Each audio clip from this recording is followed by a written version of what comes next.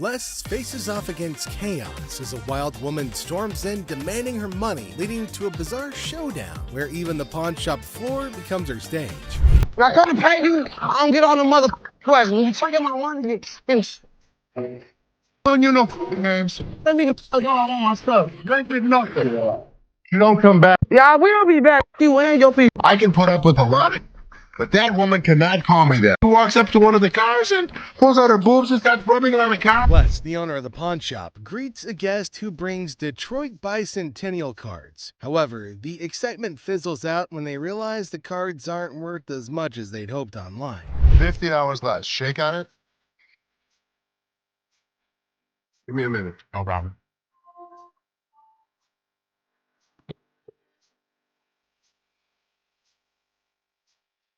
Got an ad you can show me? Don't mommy the food. Les Gold faces off with a cheerful, plump customer aiming to sell a watch for his wife's anniversary. Les, ever witty, discovers it's their anniversary too. The old man deadpans 25 years, prompting Les to hilariously inquire, "How many happy years, man?" Laughter ensues in this pawn shop comedy. Having your day. Ooh. Have a nice day. Food. After getting kicked out of the pawn shop, our guy doesn't seem bothered at all. Instead, he starts acting really silly on the street. He starts walking in a funny way, like he's in the army, and starts shouting random silly things. This made people laugh a little bit. Yeah, man, I'm trying to see how much I can get for this. Yeah, I won't even be able to sell it for near that. $20? $20. 20, which is probably more than I would even offer. Do you know what it is? It don't matter how many you sitting on in the back. Because then I can't sell them. You paid $200 for that, I overheard? Yeah, I mean, Really, you paid $200. I'll sell you like. The scene opens with a heated exchange between a customer and a pawn shop employee, Jay, over the value of an item. The customer demands more than the offered $20, leading to frustration and a call for the manager. Help! I'm looking out the leeway window because I hear some commotion, and I see another irate customer in line. That's all I'm giving. Period. All right, where's your manager? I'm the manager. Oh, you are the manager. I'm the manager. The manager. I'm the manager. $20. I've seen a customer get angry because it says system. $20. What the fuck do with $20? The customer gets angrier and wants to talk to the boss. The boss comes out, but he doesn't want to. He still says the item's only worth $20. This makes the situation even more intense. $20. Don't know. Huh? What the you won't do, old man? Old man? Who the really, mother? Was that something new? Your system does that work. Things get worse as the customer gets angrier, using foul language and insisting on more money. The manager stays calm, but's upset with how things are handled and worries if his staff can deal with these kinds of situations. I had to deal with more than I should have today. Standing my system, period. Tell him I told you not to do it. I don't want to hear it. Just go back to work. Ashley and Seth are... The owner asserts his authority, declaring that until the staff proves themselves capable, he'll remain in charge. He admonishes the employees for their handling of the situation and the inefficiencies within the store. Stop kissing my ass. I have to deal with more than I should have today. Until you prove it to me that you have the ability to run the store without me, it's going to be my system. Period. Ashley and Seth are definitely not ready to be in charge yet. And at this rate, they may never be ready. At the end, the boss thinks about what happened today. He's not sure if his workers are ready for more responsibility. He's upset about the problems of the store.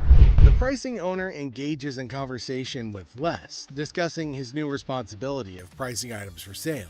He reveals his discovery of a framed item, initially estimating its value at $100, and mentions its significance as an original piece by Stanley Mouse, known for his work with the Grateful Dead and other bands. Well, I told them, the stranger the item, the more value it had. The pricing owner and Les delve into the potential worth of the item, recognizing its rarity and connection to Stanley Mouse. They discuss the value of unique items, citing examples like an old hand-painted t-shirt that turned out to be valuable. The pricing owner expresses intention to find a suitable buyer for the item.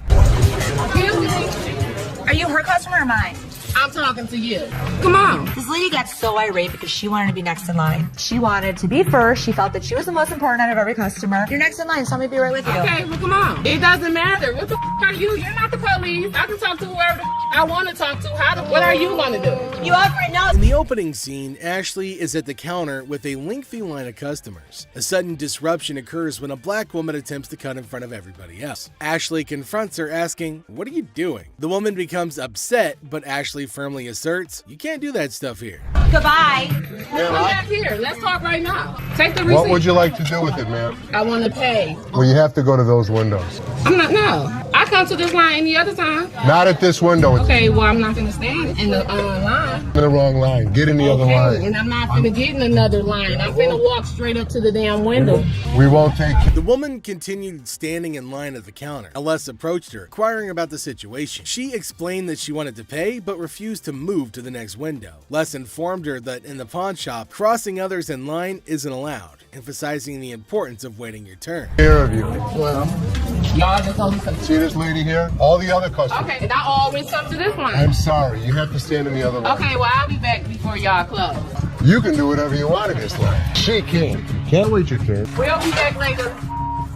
Following the interaction, the woman eventually complied and moved to another window. Les, taking action, instructed the workers at that window not to accept her payment. He firmly directed the woman to wait in line like the other customers, reinforcing the shop's policy on fair and orderly transactions. Thank you, sir. We appreciate it. thank you. Thank you. Thank you.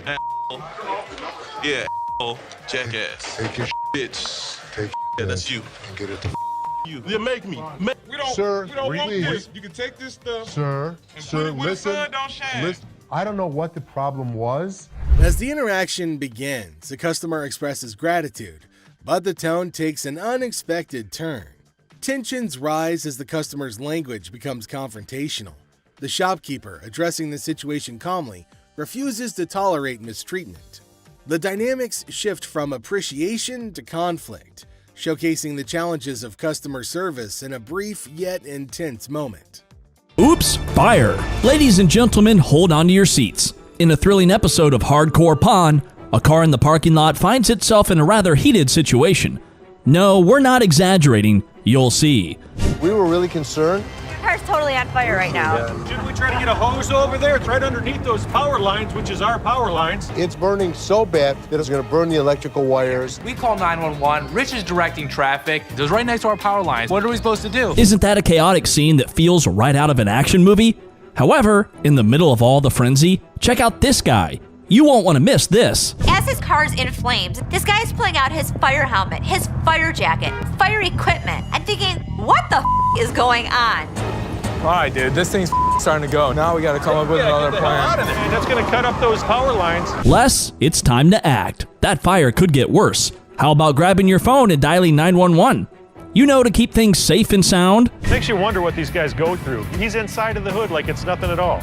Because of the wonderful effort, the Detroit Fire Department, they saved the day. There's a recall on that car. I haven't taken it in yet. You were stupid. You were stupid. That was a bad day for not to take in your car for a recall. The toilet. All right, who's in the mood to take a big dump? If yes, these two ladies have the 1955 rare toilet. What? Here's the unusual bathroom adventure. How much do you want for this toilet? $400. They don't make them anymore, and I saw a pink one online, and they wanted $600.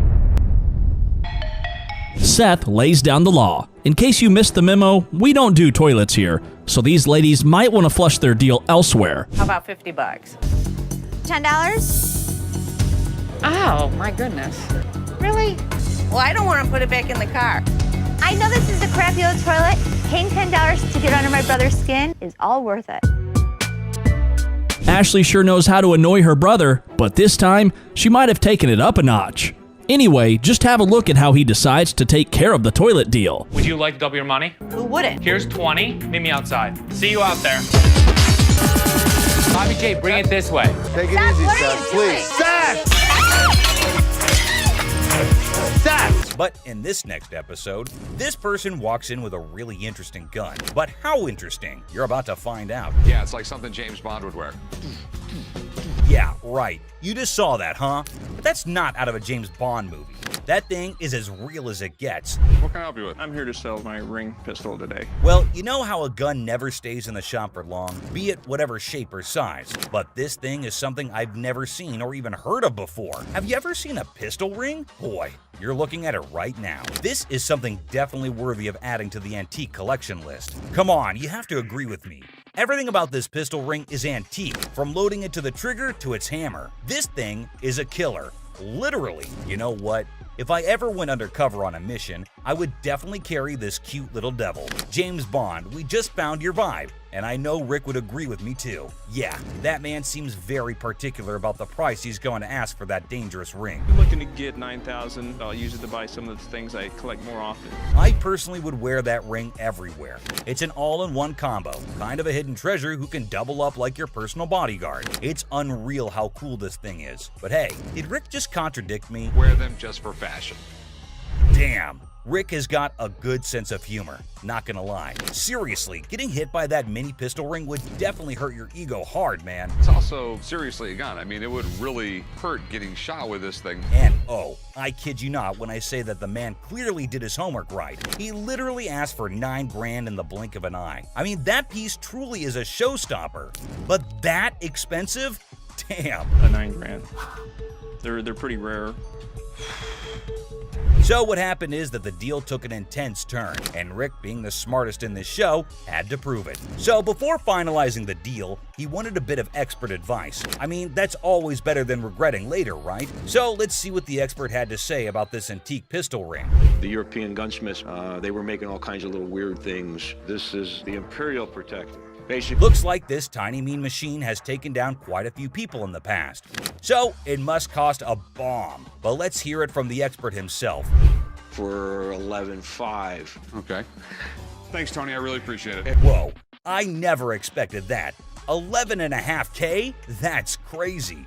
And just look at the size of that thing. That thing is golden for sure. But as you know, Rick plays by his own rules, and I'm curious to know what he has to offer. I'll give you $3,000 for it. No, can't do it. Okay, so Rick is trying to settle the deal for $3 grand. But bro, that's like not even half the price the seller asked. Do you think the man will accept the offer? For someone who knew a great deal about the pistol ring, I don't think this man is gonna budge. But Rick wasn't ready to give up or give in as yet. So, do you think they'd both settle on the same grounds? Who do you think is going to win this round? Well, let me put your anxiety to rest, for here comes the moment you're waiting for. As amazing as this thing is, I'm sorry, I just can't do it. And just like that, Rick missed the chance and saw the extraordinary collector's pride walk right out of his door. But what happened in this next episode is even crazier. Working with an instrument maker and got really, really interested with the harmonica. You know how music instruments can be great collectibles. In which case, what do you think about an ancient instrument that has an emotional connection to it? Does it help double up the price? Well, I don't know about you, but I have never seen a shining gold M Hohner harmonica. We've all played a harmonica once in our lives. Right, we have. And we thought we were good at it. So for those of you who don't know who Matthias Hohner is, here's a quick history lesson for you. Hohner was a trained watchmaker born in Germany. And his company, Math Hohner AG, is the oldest and largest producer of harmonicas in the world. If you want to know more about this masterpiece, here's Rick for you. So apparently the watchmaker was so blown away by the piece that this is what happened. So he saw the writing on the wall, but he was also working with an instrument maker and got really, really interested with the harmonica. Rick's knowledge never fails to amaze me. There's no question that he is a master of his job, and his trade skills are even better. But is this going to be a jackpot or a lost cause? Before Rick states his price, he found a problem with the musical piece.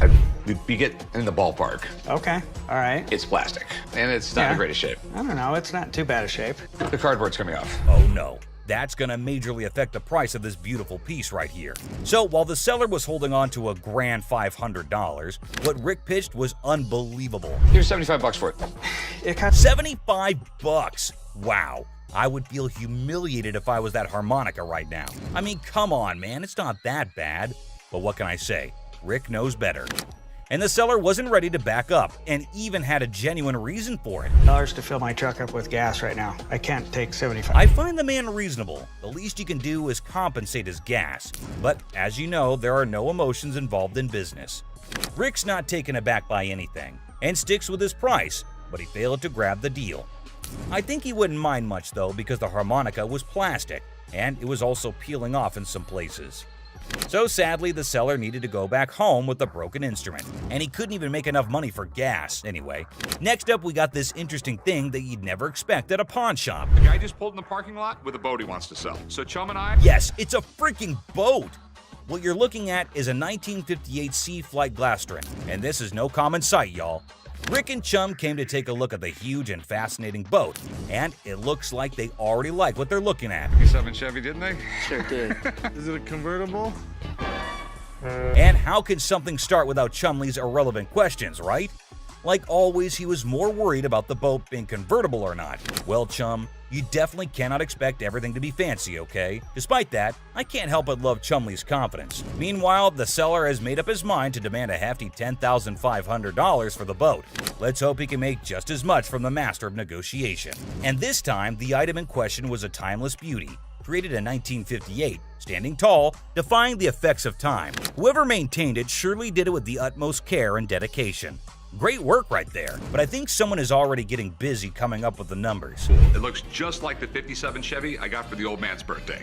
It's definitely tempting because Rick's already deciding how he was going to pitch this look-alike a 57 Chevy. this Glastron boat is awesome, but boats are tough to sell, so it has to be a home. Like he already said, boats are money pits. I mean, nobody would want to keep this huge boat in their homes as an antique.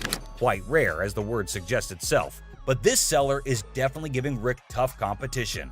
With all that USP knowledge he was throwing about, he came in here ready to face the pawnbroking world. Do you know why? Because it was a little 17-foot boat. No, because it was fiberglass. No more wood boats. Wood boats were moving out. But what happened next was totally unexpected. 10-5. In an unexpected turn, the owner of the boat bravely revealed a startling price tag, $10,500. Wow, that's crazy. What do you think Rick is gonna do? Will he buy it or break it? I don't even want to make you an offer. There's too much work that's got to be done for me to make anything. Did you see that? Rick didn't even make an attempt to convince the donor to accept a lesser price. But that's exactly what the show is all about, expecting the unexpected. But you cannot miss this museum piece that just made its entry into the shop today. Joe Sofa Saga. In a pawn shop full of weird and wonderful things, a guy named Joe was on a mission for the perfect SETI. The man was on a tight budget, but his bullishness was as high as his hopes of chancing a hidden treasure among the fine furniture. Well, here's the deal. I just moved from New Jersey. My wife and I. We just bought a house, and she sent me here. She said, see what you can pick up. Perfect. Let's find some. He spotted a couch that looked like it had been through a lot. The man with a hopeful look asked the shopkeeper if they could clean it before he bought it. Little did the man know, this couch had a history. Spills, stains, and all sorts of weird stuff. The shopkeeper, trying not to burst into laughter, convinced the man it was a great deal without mentioning the hidden surprises. So inexpensive, right? Really? Yeah. I gotta tell you, man, that's nasty. Not giving up, the man confidently sat on the couch, comparing the dirt on it to his shoes. I'll tell you what, my shoes are cleaner than this couch. Then don't buy it. With a serious face, he said, I'm pretty sure my shoes are cleaner than this thing. He even tried to make a deal, $200 for the not-so-great couch. $397.77. Really? Well, I only got $200. It was a deal only Joe could find reasonable in the world of craziness. The real laughter started when this man, without thinking much, joked that if the couch were the shopkeeper's daughter, she must be a nasty one. The line between funny and awkward was getting blurry.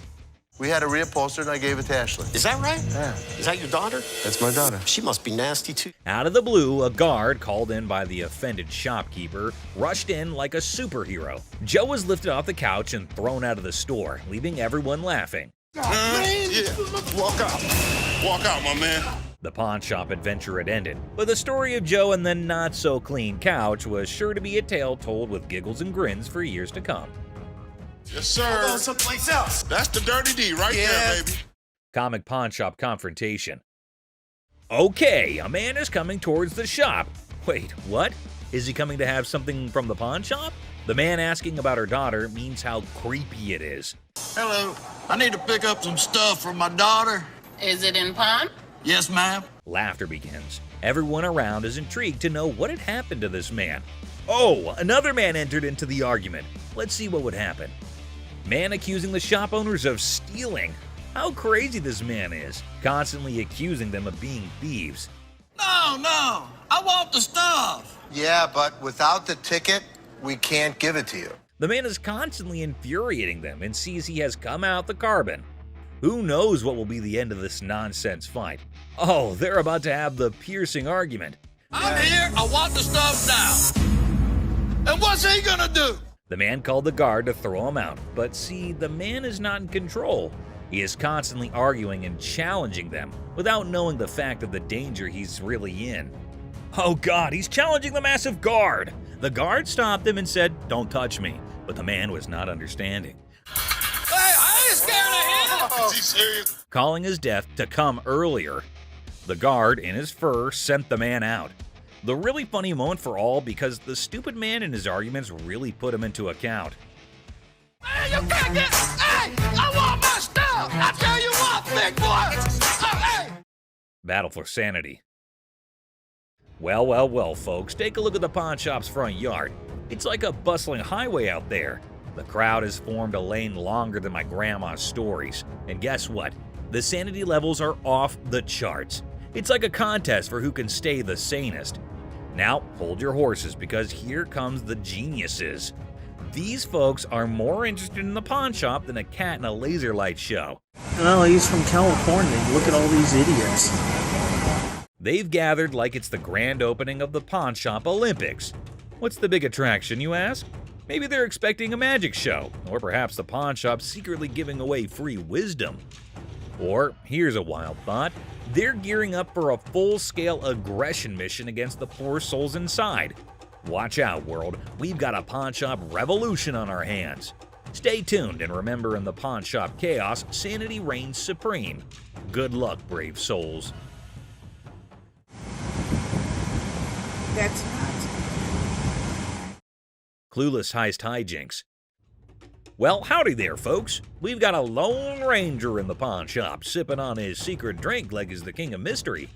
Little does he know, he's the star of a hidden camera show. Talk about being clueless and camera shy.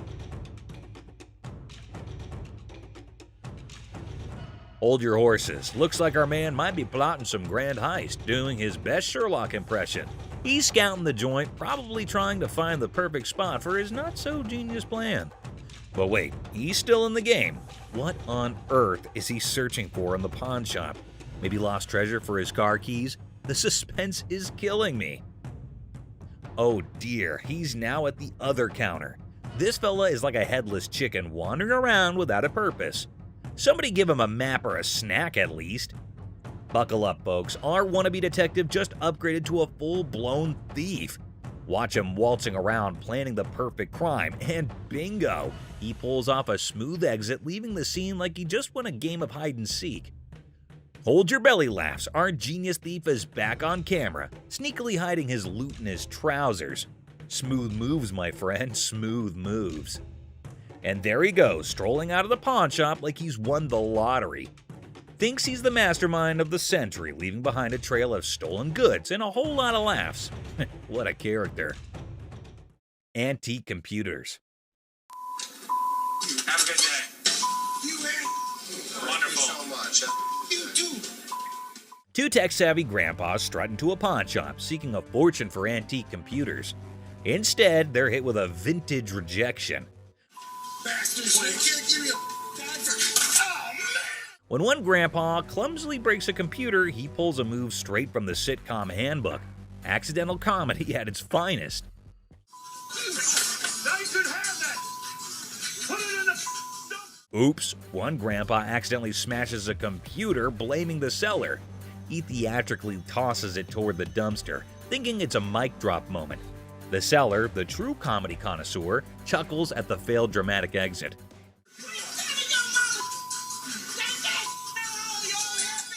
Here comes the queen of sass. A lady emerges roasting the old hillbillies and offering them an A-grade exit.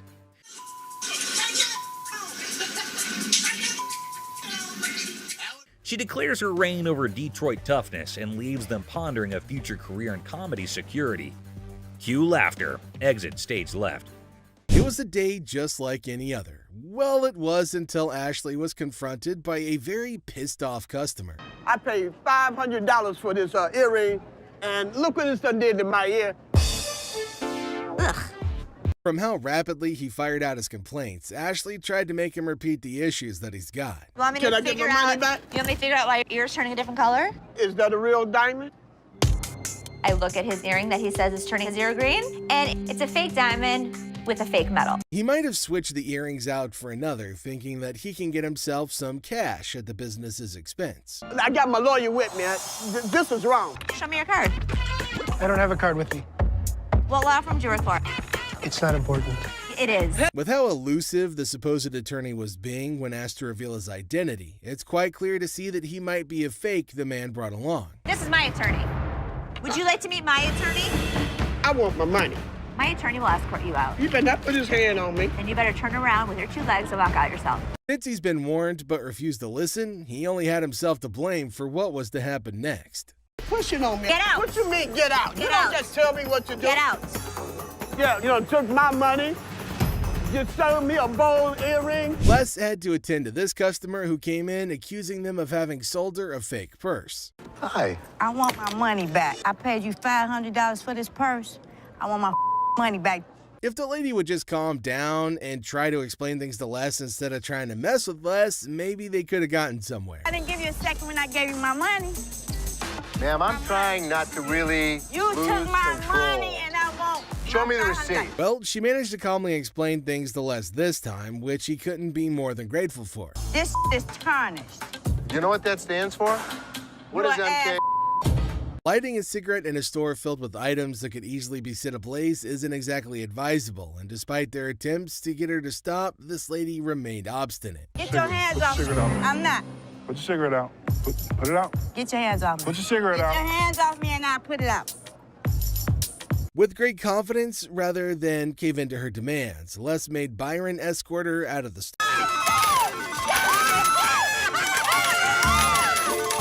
The earth is shaking.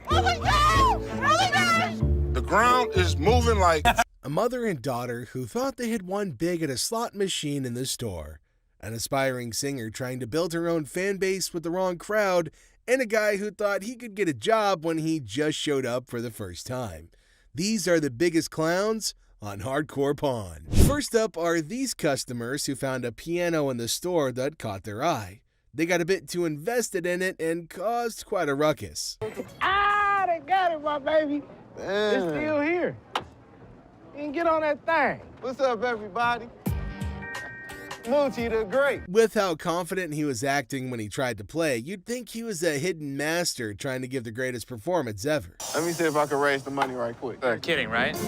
Sound like it's out of key. Sound good? It's off key, man. We are. Moochie the Great in this thing. Everybody pay attention. Before they could even progress well into their surely disappointing recital, Byron pegged them as the troublemakers they are and tried to toss them out. Piano ain't working. Now, how you gonna smash my fingers? Watch your fingers. Have a good day. Bro told let's go. Have a nice day. Man, come on, bro. Get up. The man walked up to Ashley, hoping to get his hands on a job application form, which is a must-do for parties interested in getting a job at the store. Hi. I need a job application. Okay. What position are you wanting? I'm trying to be security. Okay, let me get it for you. All right, thanks. The guy must not know how recruitment works. After all, they haven't even checked his answers. Talk less of his background, yet he's already asking to know when to start. Like, when do you want me to come back?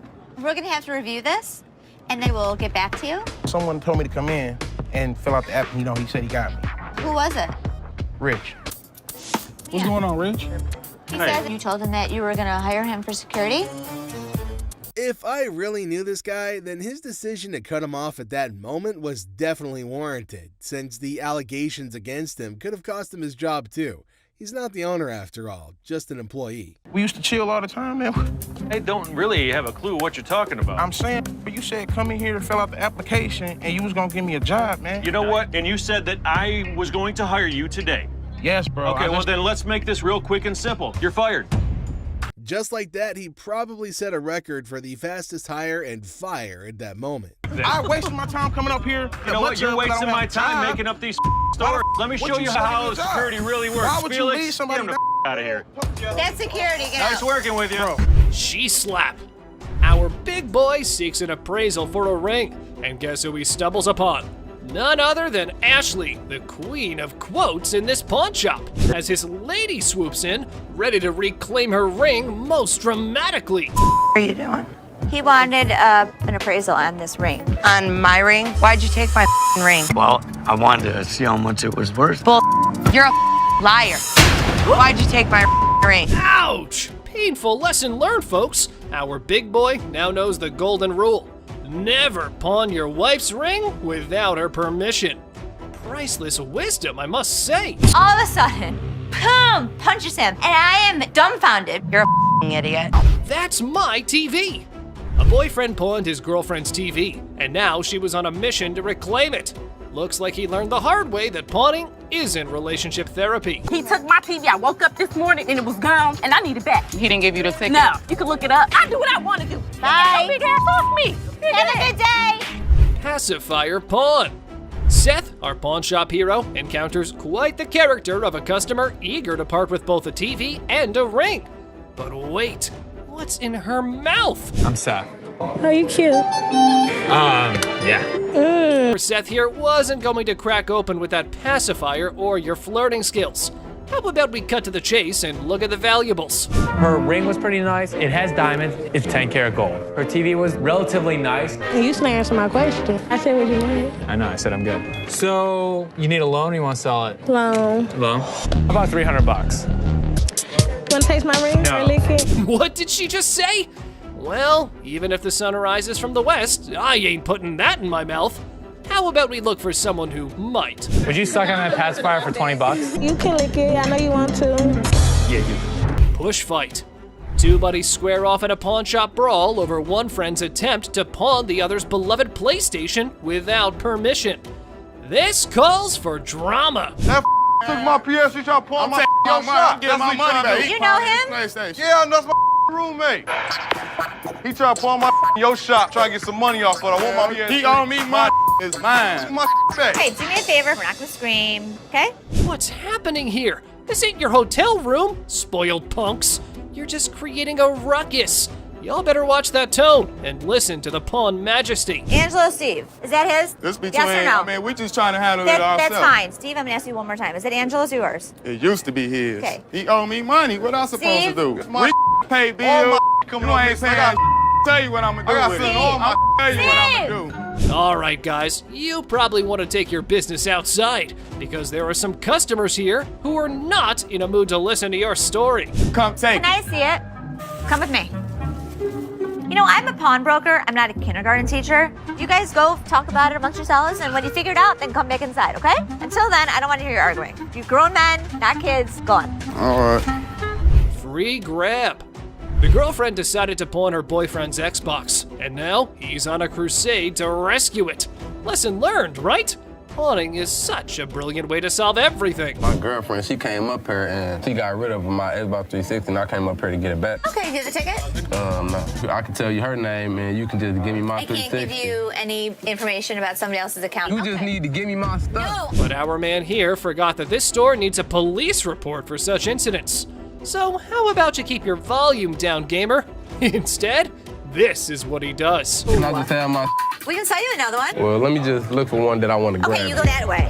Wait, right Hey, what here. else 360 there, And bro? I'll sell you one. Stop right here. No, ain't no And I'll selling. sell you one for $200. No, I can grab one for free. Excuse me? Yeah, you can heard. do what? What in the world was this dude thinking? He was running around like it was a jogging park. But hold on to your seats. Big Joe was here for a run too. Hey! Get out of here. Get the out. Now. All right, Don't ever step back my You gonna car. make me move? Get out of my face. My stepping store. Bye.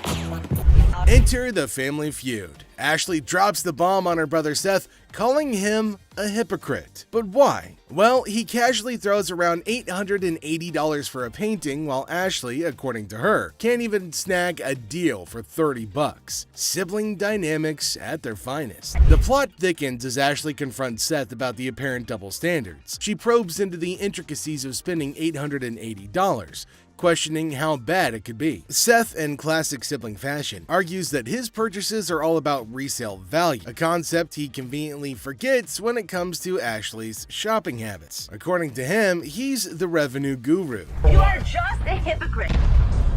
She was just being ridiculous. I just want her to stop talking. Ash, what do you want from me? Apologize to me. Apologize? Apologize because you're such a hypocrite. You know what, Ash? I'm sorry.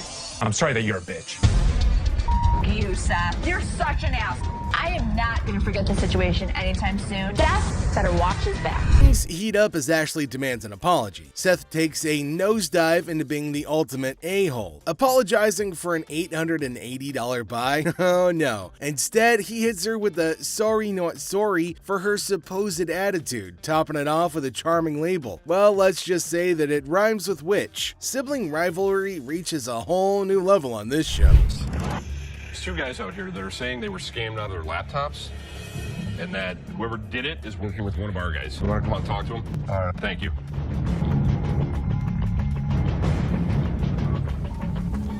Who is it? Les is hit with some unexpected news. A few guys claim that they've been pawned by a girl from the staff. Les, ever the detective, approaches the situation with a mix of suspicion and humor, wondering aloud if he's either unintentionally swindling customers or if bizarre customers have taken up a new form of thievery. Tell me. She pawned 2 of our laptops, and she told us she was gonna bring them out to the back. Some of it being. Okay, wait. You pawned something? Yes, she had to take it to When our did you pawn it? Today. Today. She Okay. had to take it to our And the money? Yes. These two kids come in and talk about have some girl pawned 2 laptops. The plot thickens as 2 disheveled DJs step into the scene, laptops held hostage. The atmosphere turns somber as the weight of the situation sinks in. It's a strange occurrence that has everyone wearing expressions of confusion and concern. Les, with his seasoned cool, casually queries about the laptop's ownership, revealing they're registered under the mysterious girl's name. Split the money 3 ways, and one of my employees was gonna walk it out the back door. Either this is a new way for my employees to steal from me. To contact the owner because we want. I am the owner. I'm just trying to switch the ticket so she can't have them. And it's in her name. I know. That's why I wanted to know if I can't do it. The tension rises, but Les doesn't crack under pressure. Maturely handling the situation, he asserts that he needs the lowdown to work his magic and get those laptops back where they belong. It's a pawn shop mystery, and Les is the detective determined to unravel the peculiar case of laptops and loyalty. In the bustling aisles of the pawn shop, 2 guys saunter up to Ashley with a peculiar demand. Now they're aiming for a refund, claiming that a bunch of things that they bought from the pawn shop are no longer working. As per policy, Ashley asks for a receipt, and she also asks them questions to verify what the problem is. and/or as for a refund. When we got to our work site, it just stopped working. We're in the construction business, declared one of the customers, with all of the air of a seasoned foreman. Now, Ashley was asking, her suspicions peaked about where the power source was. At the work site, of course, was the swift reply, a tad too rehearsed for Ashley's liking. Smelling something fishy, Seth and Les united in their quest for truth. So, Seth, being suspicious, decided to plug in all the gadgets to test to make sure that they work. And lo and behold, they worked just fine. What type of work you do? We doing construction. Where's the battery? The battery is at the work site. We on the clock. Yeah, I'm gonna plug these in. Oh, that works. Oh, that one works too. See where it says? But the customers were upset because their demands weren't met. No cash refunds, Ashley reminded them in a very firm but fair tone. But the two customers were unshaken and instead started to grow incredibly irate, raising their voices and bringing things to a head. Yet Ashley stood her ground, unwavering in her commitment to the rules of her trade. With a final flourish, the guys decided that maybe they had better retreat to live another day. And thus, this particular saga came to a close, leaving behind a tale of wit and willpower and the triumph of honesty. No cash refunds? It don't matter about that. What y'all gonna do is give us our money back right. You gonna lose something to money. Listen, guys. Listen. What you talking about? Give me my money back right now. This scene shows a frustrated taxi driver approaching a man waiting in line at a pawn shop and demanding money for a $90 fare. But the man's attention is on receiving the money, so there's an argument. Tensions escalated because of the man's insistence on waiting in line and the cab driver's irritation. Hey, dude! Come on, give me money. Do you see I'm in line right now? Yes or no? You standing in line to what, man? I want my... Excuse me, hi. What's going on here? First off, The man owe me money Hold for on. his ride. Why is he yelling at you? because I owe him money, I am in line to get the loan for the car. The situation takes a comedic turn when a third party, including Ashley and Byron, unaware of the initial conflict, intervenes. Confusion ensues as they try to understand the situation, with the cab driver emphasizing his need for payment while the man remains determined to wait for his turn in line. The introduction of the man's girlfriend in the cab adds another layer of chaos to the mix. Report? Yes. Okay. Supposedly the cab driver dropped this guy off here because he wanted to get money for his jewelry to pay the cab driver. Give me $45. I have to pawn this. Just wait, you can wait. No, I ain't waiting no more. I'm gonna get this woman and get her the hell out of the car and I'm gone. What woman? You have a woman in the car? Yes, I do. That's my girlfriend. He's asking you to wait 5 minutes. No, I'm out of here. Okay, then you can go. I'm gone. Okay, go. The cab driver chooses to take matters into his own hands as tensions escalate and violently extracts the man's girlfriend from the car. The man objects, and things quickly get out of hand, with the cab driver and the man at odds about taking the woman out. The taxi driver is demanding that the woman get out of his car, which makes the whole situation even more ridiculous. All right, come on, get out of my car. No. Come on, get out. Get out now. The next thing I know, the cab driver is pulling this girl out of the cab. Hey, get your hands off. Get out. Get your hands. Hey, get out now. Hey, Get your hands off. Get your hands off. Don't touch her. Don't touch her. Don't touch her. Get out of Don't my touch car. her. The conflict reaches its peak when the man's frustration boils over, and he threatens to drop the cab driver like it used rubber. Eventually, cooler heads prevail, and the man offers a solution. The cab driver can recover his fare and avoid more conflict by having another cab call. There's never a dull day at the pawn shop, to be sure. I told you I was going to pay for it. Yes or no? What are you going to do? You want me to drop you right here? I'll drop you like a used rubber. Sounds Get in real your good. car, go. Yeah, you really want- Get in your car. You know what? I have the best idea. I will buy you a cab. He can be out his money because outta he's here. demanding it. The boyfriend got in the taxi driver's face. I don't blame him. You don't touch somebody like that. In this episode, we've got Les who's greeting a customer. Now, the customer is looking to sell a TV and asks how much Les is willing to offer. Les mentions that they typically sell similar TVs for under $250, which prompts the customer to express her desire for $500. Les naturally balks at the request, stating that he can't offer that much. But the customer then starts negotiating, asking what she needs to do to get the $500 that she wants. Hi, I'm Les. Nice to meet you. I'm looking to get rid of this. How much did you want for the TV? I want $500 for it. That's what I was thinking. We actually sell them for under $250. Okay. So I could give you 100. 100? 100. I need $500. And I wish I could give you 500. What do I gotta do to get you to give me $500? In a comedic turn, the customer suggests her breasts as a bargaining chip, asking if they're worth $500 to Les. Les, to his credit, responds with a little bit of a bemused expression, indicating that, sorry lady, they're not. The customer confidently asserts that her breasts are valued at $7,500, but Les remains unimpressed. He remarks on her attempt to negotiate with her boobs and expresses disbelief at her strategy. The customer, undeterred, insists that she never played dumb before provocatively suggesting that she's all there by flashing her breasts. Are these worth $500 to you? Not really. No, these aren't worth $500. Really? There's $7,500 for these, okay? $7,500. I want some. He was one of those people that tried to negotiate. What can I say? Les maintains his professionalism, refusing to be swayed by the customer's unconventional tactics. He humorously remarks that anybody who flashes their breasts in a store must be all there, to which the customer confidently agrees. However, Les ultimately declines her offer, suggesting that she go elsewhere. Oh, I am all That's there. what I just said, and I could see. All there. You were all there twice. Thank you. Forget it. Thank you very much. Moving on. Pretty neat, huh? Well, neat in the sense of 800 years of Poland struggles, constantly being conquered, reconquered, and fighting for their freedom throughout their entire history. Users also shared how this whole episode reminded them of their beloved history classes back in their school days.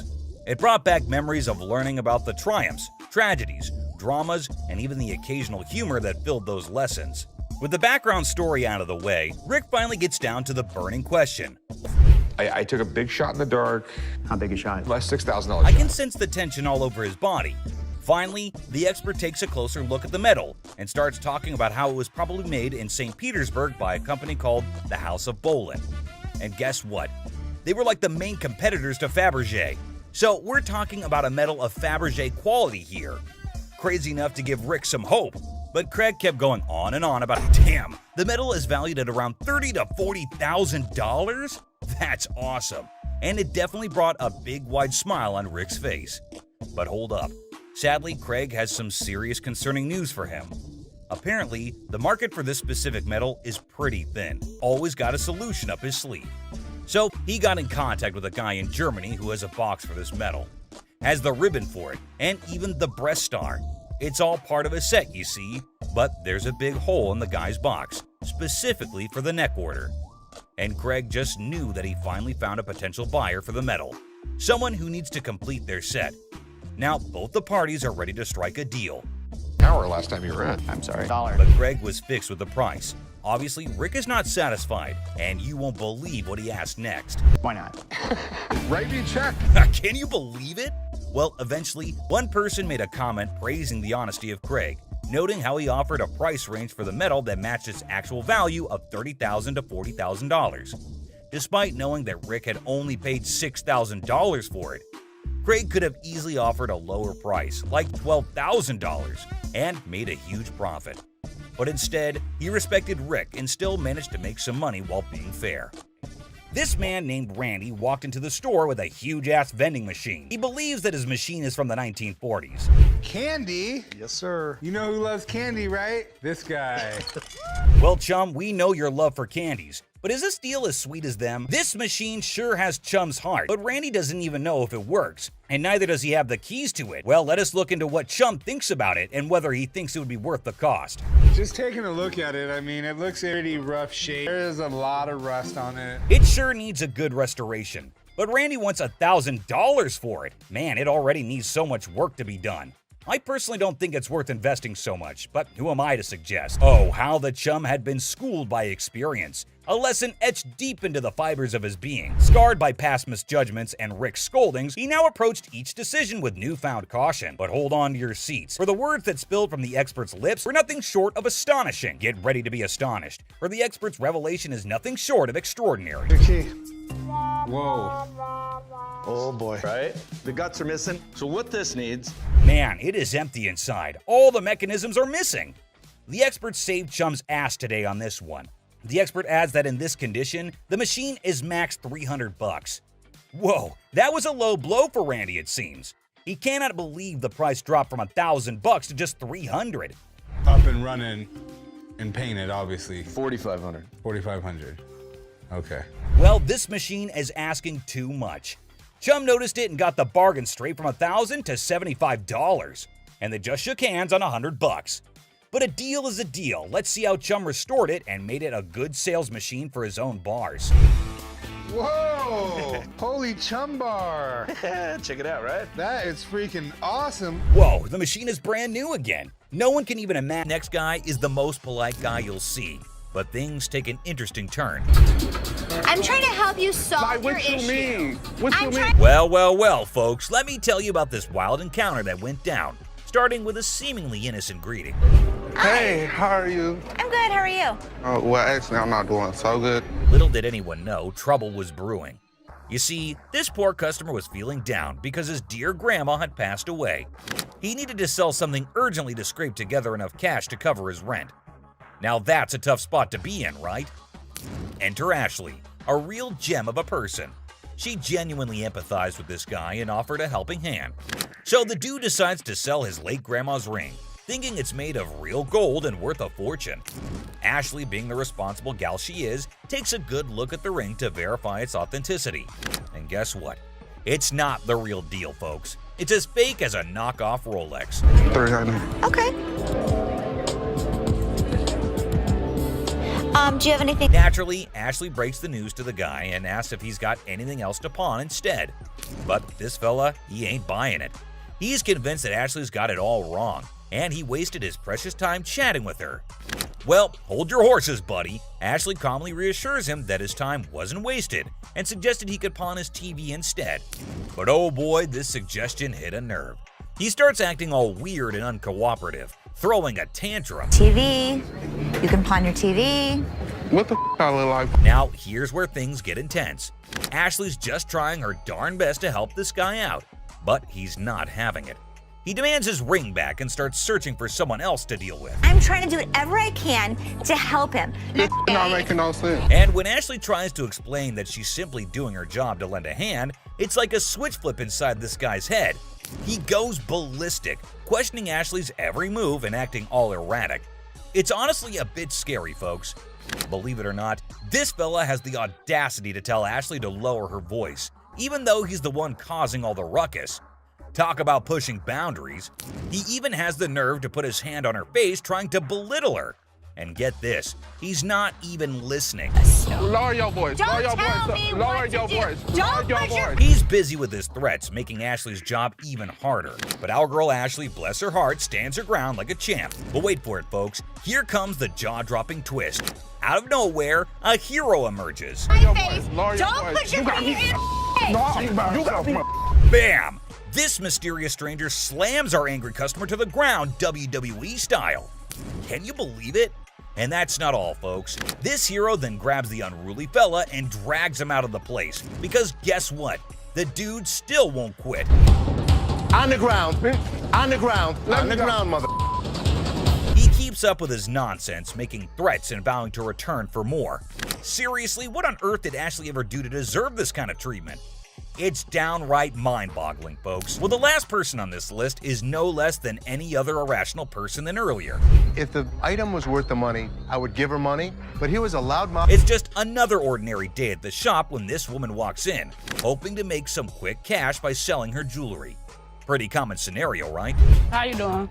I'm good. Trying to find this here. Well, here's the twist. It's also quite common for people to claim that their jewelry is real, when in fact, it's not. But it all depends on how they react when they find out the truth. Now, this particular woman already seems a bit agitated as she approaches the counter to sell her rose gold earrings. Les, the shopkeeper, takes a look at the earrings and bluntly informs her that the color is not real. Surprise, surprise. I can feel you. Okay, so what's up? They're not real. The woman didn't see that coming. Les goes on to explain why the color is faded, indicating that the earrings are not made of real gold.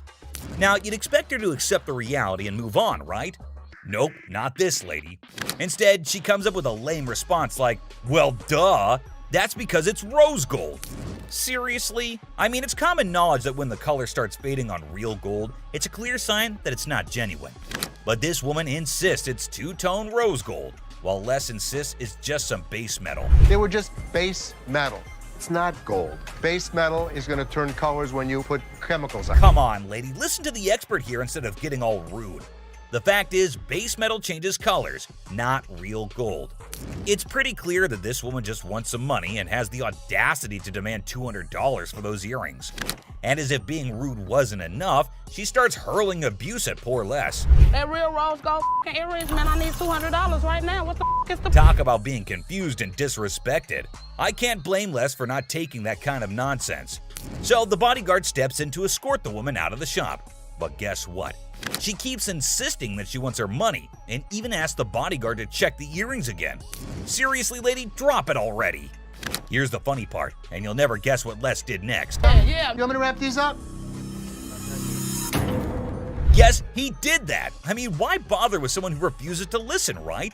Eventually, the woman is escorted out by Les and the bodyguard. But she doesn't give up that easily. She actually tries to break into the shop not once, not twice, but 3 times. I can't help but feel secondhand embarrassment for her. It's like witnessing pure insanity. Oh, no, I can't tell. He's out. In conclusion, this woman's behavior was out of line. Instead of accepting the truth and moving on, she chose to be rude, abusive, and persistent. It's a good thing Les and the bodyguard stood their ground and didn't let her disrupt the shop. Let's hope she learns a lesson from this and thinks twice before causing such a scene in the future. So, which one of these fights shocked you the most? Let us know in the comments below. If you enjoyed this video, hit that like button and subscribe for more action. See you on the next one, guys. Watch Les, the shop owner, and an angry customer have a loud and dramatic fight in the pawn shop. It's intense and filled with a lot of yelling and arguments.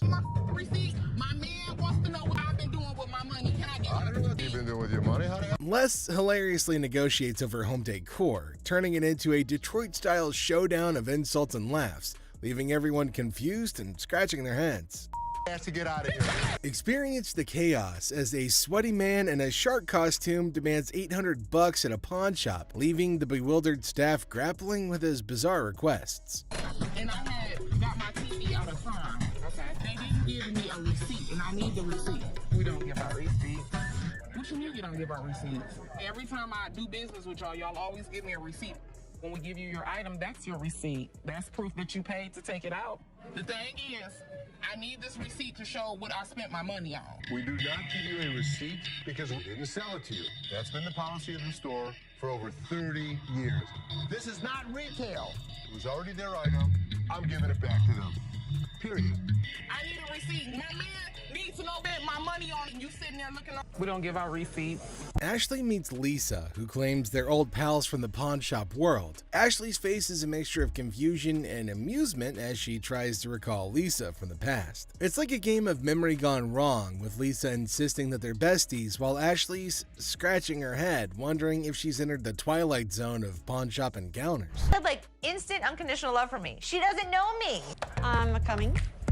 Lisa's affection for Ashley kicks into overdrive, leaving poor Ashley feeling like she's in an episode of a pawn shop soap opera. Lisa's suggestion of exchanging numbers adds a sprinkle of awkwardness to the mix, like a sitcom scene gone awry. I do like you. No, you lied. Lied to you. I mean, it's just a suggestion. Ashley gives into the madness, agreeing to pawn Lisa's chain with a smile plastered on her face. It's the kind of absurdity you can only find in a pawn shop where deals are made amidst deliberations of unconditional love and compliments about dental hygiene. And the scene. So, how much did you get on this? I get last time 120. Okay. Bizarre encounter unfolds as a man dressed in a sweaty shark costume barges into the pawn shop demanding $800 for the costume. Identifying himself as Les, the man claims to be a professional mascot by day and a dancer by night, specializing in hyping up crowds for shark fights. His erratic behavior and peculiar demands leave the staff bewildered and grossed out, especially when he tries to persuade them to try on the costume despite its unpleasant odor. I need my money. What? Hi, I'm Les. How are you? I've been better. It's about 100 What's your degrees, name? this thing. Greg. Great, nice to meet you. This is Ashley. Hi. You've been dressing up like a shark. Is it what you do for a living? Yeah, I'm a professional mascot during the daytime. At night, I'm a dancer. Shark fights. Shark fight. I've never even heard of what this guy was talking about. This thing, it just brings out the $800. That's all I want. This guy is so bizarre. So. Try it on. Real quick. Try it on. Smells. It does. How do you know it smells if it's not on you? Smell it. It does smell. Oh boy. Les persists in his demands, insisting that the costume is unique and irreplaceable, despite comparisons to generic Halloween costumes. To demonstrate its allure, he persuades an employee named Rick to try it on, claiming that it'll make him feel empowered. But then something strange happens. Another worker interrupts, reminding Les of an earlier deal and pushing him to speak with his father. The customer becomes more hostile and threatens the crew with horrific imagery as tensions rise. No, you can't get this in a Halloween. Does this look like a Halloween costume? There's only one of these in the whole world. $800. Hold on, you're missing something, dude. This is good. You're missing the speedo. Oh my God. When a customer's actions become intolerable, a tumultuous altercation ensues, setting off a dramatic sequence of events. The crew doesn't know what to do with the sweating half-naked man because nobody really wants to touch him. The staff ultimately gets Les to leave after a lot of berating and threatening, but not before one last round of obscenities and threats. Ultimately, the customer storms off, leaving behind his costume as a bizarre reminder of the chaotic encounter. Nobody knows what to do because nobody really wants to touch this sweaty, scrawny lunatic. Come here, I'll talk to you in here. Come here. Thank you. Come here. Don't Left fist hospital, right fist cemetery. Which one you want? pick it. You pick. You pick I it, beat mother. up your side. Pick it, mother. Do it. Hey. The sassy black woman strolls into the pawn shop, her demeanor already hinting at frustration. She approaches Ashley, the pawnbroker, with an air of annoyance evident in her voice as she recounts her misfortune of having her car vandalized. Pawned my necklace, kinda pissed off, you know, some little hating ass bust out my windows of my car, she vents. Now she's here to cash in on her necklace, a purchase she once valued at $400, now looking to squeeze out $200. But Ashley's response isn't what she expected. Instead of a quick agreement, Ashley questions her authenticity of the necklace's diamonds, setting the stage for tension to escalate. My necklace, kind of pissed off, you know. Some little hate ass bust out my windows in my car. That's why I'm trying to pawn this necklace. I paid $400 for it. I'm looking to get $2. What you think? Why you say that? I just said, Oh. So when you bought this, what were you told that it was? Diamonds. They're not. Them real diamonds, boo. I just told you how to piss up. And you telling me that you ain't gonna give me $200? The customer's irritation boils over as Ashley challenges the necklace's legitimacy. First of all, you're coming in here with an attitude, Ashley asserts, further provoking the already incensed customer. The situation teeters on the edge as the customer warns of repercussions from her youngins in the neighborhood. But just as tempers flare, the security guard intervenes, attempting to defuse the escalating confrontation.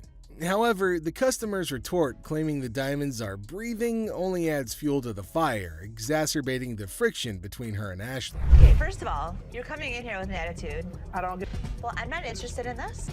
If you keep playing with me, I'm gonna get real mad. This is a recession. Hey, I need the mother money, all right? Is you gonna give me the money or not? I got some young that'll come in the hood, tear it up. What are you gonna do? Is that the security guard? Let me explain to you something. This is fake. Don't you see? The diamonds is breathing. The diamonds are breathing? The diamonds is breathing. Are you serious? As tensions peak, the customer's threats and insults intensify. Get out of here, you ain't gonna give me my necklace, she snarls, her anger palpable. The situation spirals out of control as she lunges towards Ashley, prompting the security guard to step in decisively. With firm hands, he escorts the irate customer out of the store, her voice echoing her fury even as she's forcibly removed. The scene ends with a chaotic crescendo, leaving Ashley to exhale a sigh of relief as the door slams shut behind the departing customer, bringing an end to the tumultuous encounter. Get out of here. You ain't gonna give me my necklace? Here you go. You ain't. Don't touch me. Oh, I'll catch you outside, you dirt. No, you better not touch my thing. I'll beat your tall, gumpy ass up. I shoot her ass up. Les gets a visit from a guy claiming he's on a mission from his wife to find furniture. A husband sent on a quest for home decor by his better half sounds like a scene from a comedy. Now, Les is prepared to negotiate, but as soon as they begin looking through the goods, things get hilarious. Well, here's the deal. I just moved from New Jersey. My wife and I. We just bought a house, and she sent me here. She said, see what you can pick up. Perfect. Let's find some. You gonna clean all that up before I buy it? That's why it's so inexpensive, right? Really? Yeah. I gotta tell you, man. We have used furniture that's used. That's why it's $397.77. Really? Well, I only got $200. The customer isn't overly impressed with the couch's condition. Although he has a budget, he's unwilling to spend money on something that appears to have been through a muddy wrestler's match. The banter gets funnier as the customer tries to negotiate while Les defends the integrity of his used furniture. All right, man, let me try, man. I'll tell you what, my shoes are cleaner than this couch. Then don't buy it. Make me a deal. I got cash in my pocket, man. Wow, Come on, man. $200. Come on. The customer's insults towards Les and his family turn things from funny to completely ridiculous. It resembles a farce gone wrong, with insults flying more quickly than a tennis match. Les, ever the professional, maintains his position, but the level of absurdity is escalated by the customer's attitude. This is not the way we operate in New Jersey. What kind of operation you guys going on, man? I bet you're not here far. This was actually my couch. We had to reupholster and I gave it to Ashley. Is that right? Yeah. Is that your daughter? That's my daughter. She must be nasty too. What did you just say? Don't make my. Come on, man. This is how we do it in the deep. Yeah. The customer's rudeness hits a peak, and Les puts his foot down, Detroit style. It's a showdown worthy of a Wild West movie, complete with threats and a swift exit. The customer's departure leaves everyone scratching their heads, wondering what had just happened in the wild world of pawn shop negotiations. I got $200. Yes, sir. I'm going someplace else. That's the dirty D right there, baby. Where'd he go? I think he went back to New Jersey, sir. In this wild pawn shop showdown, a woman marches in ring in hand like she's about to solve the mysteries of the universe. While she's trying to pay her past due rent, her diamond ring steals the show. Like a souffle in the microwave, the tension increases with every second that goes by. A heated discussion regarding the truthfulness of the ring is started when the pawnbroker examines it with some suspicion. The woman demands $200 like she's negotiating world peace, but the pawnbroker's offer of $80 sends her into orbit faster than a rocket with a grudge. And the air crackles with sass and disbelief, leaving everybody wondering if this ring is ever going to find its way home. Yes, ma'am. I was coming to pawn my ring because I have to pay my rent. It was due a couple weeks ago. Oh, okay.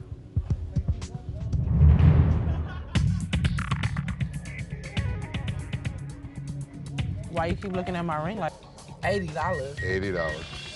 I'm not just about to let you have this for $80. And I paid $500 for this ring. I mean, what, you want the studs on my lip or something?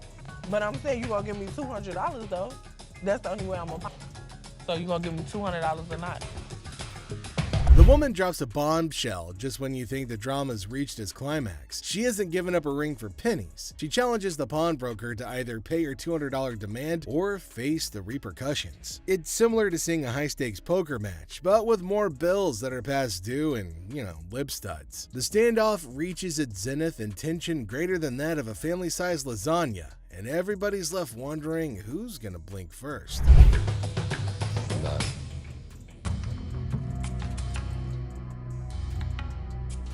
As the dust settles, the woman's exit is as dramatic as her entrance. With a final flourish, she declares her terms and storms out like a diva exiting stage left. The pawnbroker's left scratching his head, wondering what just hit him, while the security staff's probably updating their resumes after narrowly avoiding a showdown. Man, what the? Hey, she can go. She can go. Thank you. This woman could not keep control of herself. I don't know what the hell her problem was. I don't accept that kind of behavior. She's lucky my security staff didn't beat her ass. In the bustling aisles of the pawn shop, two guys saunter up to Ashley with a peculiar demand. Now they're aiming for a refund, claiming that a bunch of things that they bought from the pawn shop are no longer working. As per policy, Ashley asks for a receipt, and she also asks them questions to verify what the problem is. For refund. When we got to our work site, it just stopped working. We're in the construction business, declared one of the customers, with all of the air of a seasoned foreman. Now, Ashley was asking, her suspicions peaked about where the power source was. At the work site, of course, was the swift reply, a tad too rehearsed for Ashley's liking. Smelling something fishy, Seth and Les united in their quest for truth. So, Seth, being suspicious, decided to plug in all the gadgets to test to make sure that they work. And lo and behold, they worked just fine. What type of work you do? We doing construction. Where's the battery? The battery is at the work site. We on the clock. Yeah, I'm gonna plug these in. Oh, that works. Oh, that one works too.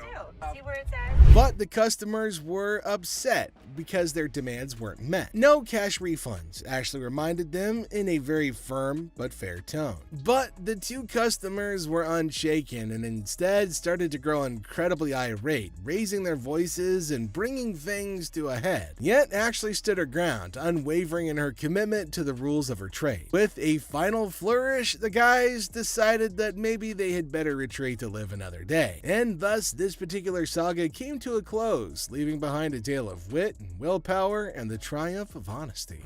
No cash refunds? It don't matter about that. What y'all gonna do is give us our money back right now. You gonna lose something to give it to you. Listen, guys. Listen. What you talking about? Give me my money back right now. scene shows a frustrated taxi driver approaching a man waiting in line at a pawn shop and demanding money for a $90 fare. But the man's attention is on receiving the money, so there's an argument. Tensions escalated because of the man's insistence on waiting in line and the cab driver's irritation. Hey, dude! Come on, give me money. Do you see I'm in line right now? Yes or no? You stand in line to what, man? I want my... Excuse me, hi. What's going on here? First off, This man owe me money Hold for on. his ride. Why is he yelling at you?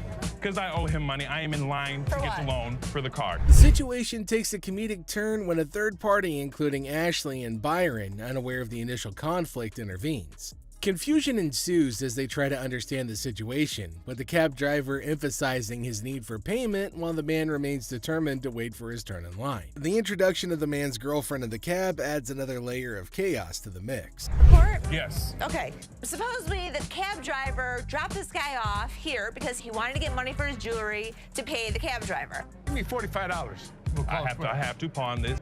Just wait, you can wait. No, I ain't waiting no more. I'm gonna get this woman and get her the hell out of the car and I'm gone. What woman? You have a woman in the car? Yes, I do. That's my girlfriend. He's asking you to wait 5 minutes? No, I'm out of here. Okay, then you can go. I'm gone. Okay, go. The cab driver chooses to take matters into his own hands as tensions escalate and violently extracts the man's girlfriend from the car. The man objects, and things quickly get out of hand, with the cab driver and the man at odds about taking the woman out. The taxi driver is demanding that the woman get out of his car, which makes the whole situation even more ridiculous. All right, come on, get out of my car. No. Come on, get out. Get out now. The next thing I know, the cab driver is pulling this girl out of the cab. Hey, get your hands off. Get your hands. Hey, Get out now. Hey, No. Get your hands off. Get your hands off man, her. I'm telling you. Don't touch touch her. her. Don't touch her. Don't touch her. Don't touch her. Get out of my Don't car. touch her. The conflict reaches its peak when the man's frustration boils over, and he threatens to drop the cab driver like it used rubber. Eventually, cooler heads prevail, and the man offers a solution. The cab driver can recover his fare and avoid more conflict by having another cab call. There's never a dull day at the pawn shop, to be sure. I told you I was going to pay for it. Yes or no? What are you going to do? You want me to drop you right here? I'll Opportunity. drop you like a used rubber. Sounds Get in real your good. car, go. Yeah? You really Get want- in your car. You know what? I have the best idea. I will buy you a cab. He can be out his money because outta he's here. demanding it.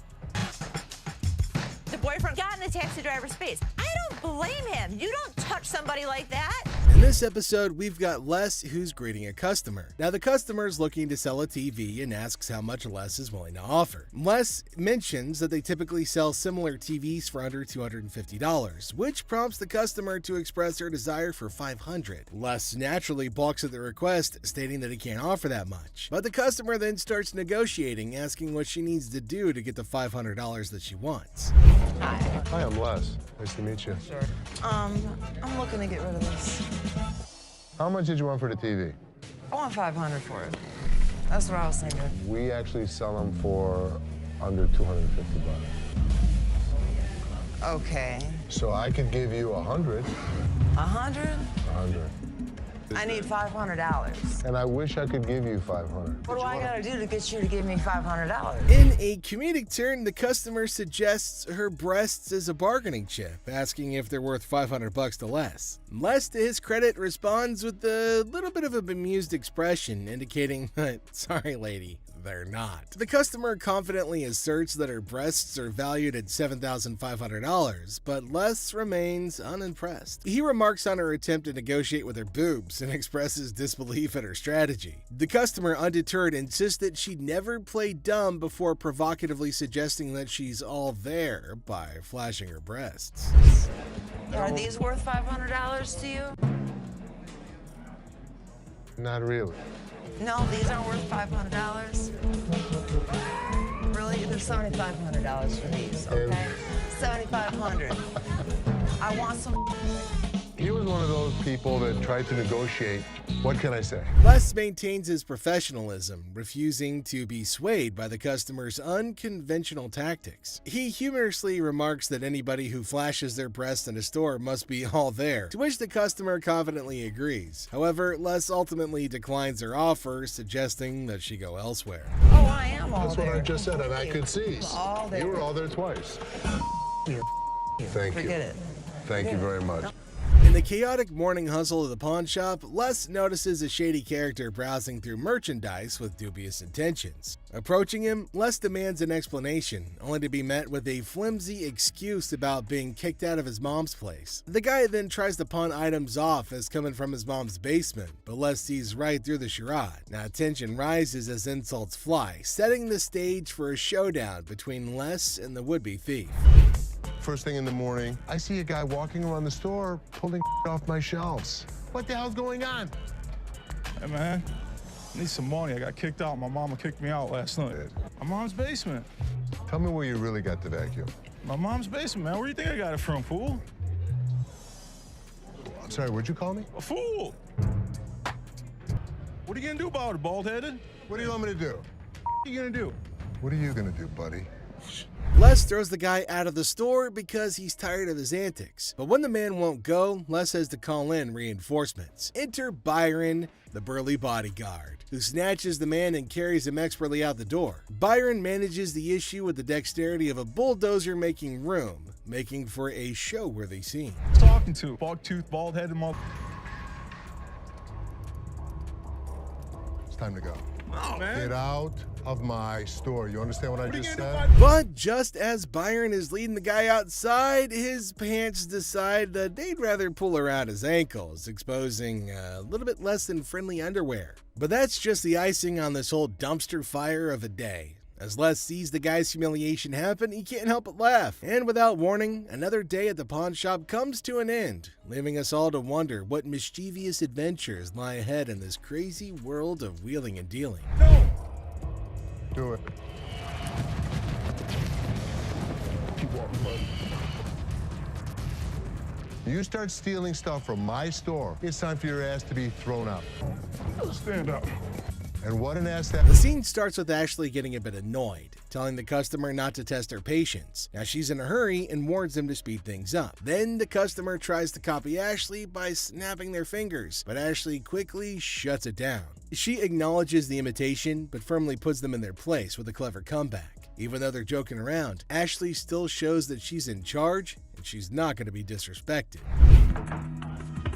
Don't get me, I'm gonna get very, very angry right now. And if you can like hurry it up, then that's better. I can. Hurry it up. Okay, you ain't gotta snap the fingers, sweetheart. I was just imitating you. Okay, but you ain't gotta go that far. You behind here. Oh. Okay. I don't really have all day for this. You want 20?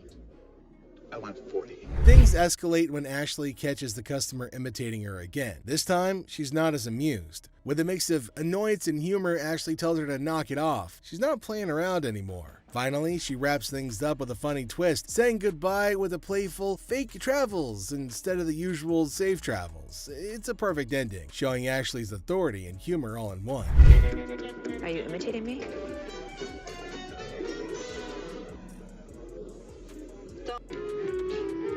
Safe travels. Safe travels.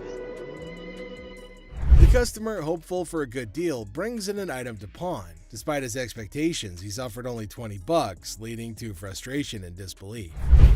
Yeah, man, I'm trying to see how much I can get for this. I'm trying to get at least 100 for it. Might have got 1 point in time, but I won't be able to get that for it. So how much can you give me? $20? What the hell you mean? I'm more or less helpful than anything. Man, I'm gonna need more than $20 for this, man. Les throws the guy out of the store because he's tired of his antics. But when the man won't go, Les has to call reinforcements. Enter Byron, who snatches the man and carries him expertly out the door. What's your offer, Jay? 20, which is probably more than I would even offer him. I need my money. I understand. I'm gonna need at least $100 for this. You paid $200 for that? I overheard. Yeah, I mean, really, you paid $200. I'll sell you. I'll sell you like 4 of them. I need more than $20. Why is there more staff out here? And I see another irate customer in line. That's all I'm giving you. Period. Despite attempts by other staff members to calm the situation, the customer's anger continues to mount. Profanities fly as the customer remains dissatisfied with the offered amount. I'm the manager. Oh, you are the manager. I'm the manager. You're the manager. $20 for this. I've been waiting for an hour. Yeah, take your out of here. How about 100? You can give me what the I'm gonna do with $20. I don't know. I need more than $20. I had to calm this situation down. Take your out of here. $20. What the I'm gonna do with $20? New manager arrives at the pawn shop, surprising the Gold family, and they introduce themselves and express their eagerness to help out. Now, despite initial confusion, the Golds agree to give them a chance and see how their first day goes. When I worked in sales at a bank, I was in charge of tailoring the products to the customer's wants. So I'd like to think that marketing is one of my strong suits. You like those? Like I said, they're durable, very inexpensive. What do you guys want to do? Do you want to purchase or put them in layaway today? Definitely. All right, I'm so excited. I got my first sale. So what do you think? I love it, but I'm not really sure how comfortable Ashley is about me going in. You know, I'm really not worried about Ashley. Did you know about this? Good luck, Ash. Have fun, co-manager. The new manager showcases their sales skills, confident in their ability to tailor products to customers' needs. Despite their apparent enthusiasm, several family members question the comfort level and suitability for the position. Can you just go back to your area? Something you want to talk about, Ashley? No, everything's cool. You know, I'm just here to sell and make money for American Jewelry and Loan. Don't just go sell. We do it from 9 to 12. You'll never get what you paid for. You're probably right. Yeah, why don't I just move away? What is he doing? He's teaching her the business. Teaching her to take over? They're not going to get more than $1,500 anywhere else. I can guarantee that. Great. Wow. The new manager and this customer are currently negotiating prices over a deal. And while the new manager insists that the deal's a good one, tensions start to rise as the customer questions the offer. Meanwhile, the Golds observe the situation with uncertainty. A guy strolls in all casual, claiming he scored these concert mics from a crowd toss-up. Seth, in disbelief, questions the absurdity of magically finding zipped-up mics in a wild crowd. Cue the suspicious eyebrows. Keep an eye on him. Hi, how are you? I'm from American Jewelry. I have a gentleman down here who is trying to sell me some microphones. Are you missing some? Exactly, I've got them. You're gonna need to come down here. All right, thanks. Ash, call the cops. Hi, this is American Jewelry and we have stolen merchandise. Thank you. Seth gets into detective mode, calling the venue to verify if they're missing any mics. Well, turns out they are. Cue the dramatic music and the plot thickens vibes. How much were you looking for? $100 a piece if possible. How about 75 a piece? That works. Who the are these kids now? Are these his friends? So we're waiting for the police to come. Okay. They're leaving. No, man, you can't leave. The cops told us to hold you here. Why? I'm not the person that came We're up all trying involved to in the do group. That's the way it anything. works. Until we know what's going on, that's the way it's going to be. So if you want us to have a seat till the cops get here. Suddenly, the situation's hotter than a jalapeno in July. Seth's on the phone with the cops while the shady mic holder is sweating bullets. Security's on high alert as Seth tries to play cool, but it's chaos. Cue the circus music. So Ashley's caught in the middle of a classic family feud at the pawn shop. Dad's all like, "Close the door, Ashley, we need to talk." But it's not a cozy little chat. It's more of a what the heck's going on kind of situation. Turns out there's drama about TVs and Rich, and Ashley's like, "I used to run this joint, dude." Cue the fireworks. Always pinpointing on the You've dance. always done Can you good. stop talking over me? You don't appreciate me. You don't appreciate anything I do here. I don't understand. We're family. You treat me like I'm a piece of What the do you ever point out the good stuff I do here? I don't understand. We're family. You treat me like I'm a piece of You inside. I don't even know what to do I'm anymore. taking the store side. Ashley is laying it all out. Now she's feeling underappreciated, like she's stuck in some kind of twisted family drama sitcom. She gets irritated and eventually walks out of the room. Then I quit. I'm done. You're not done. Watch. You're not done.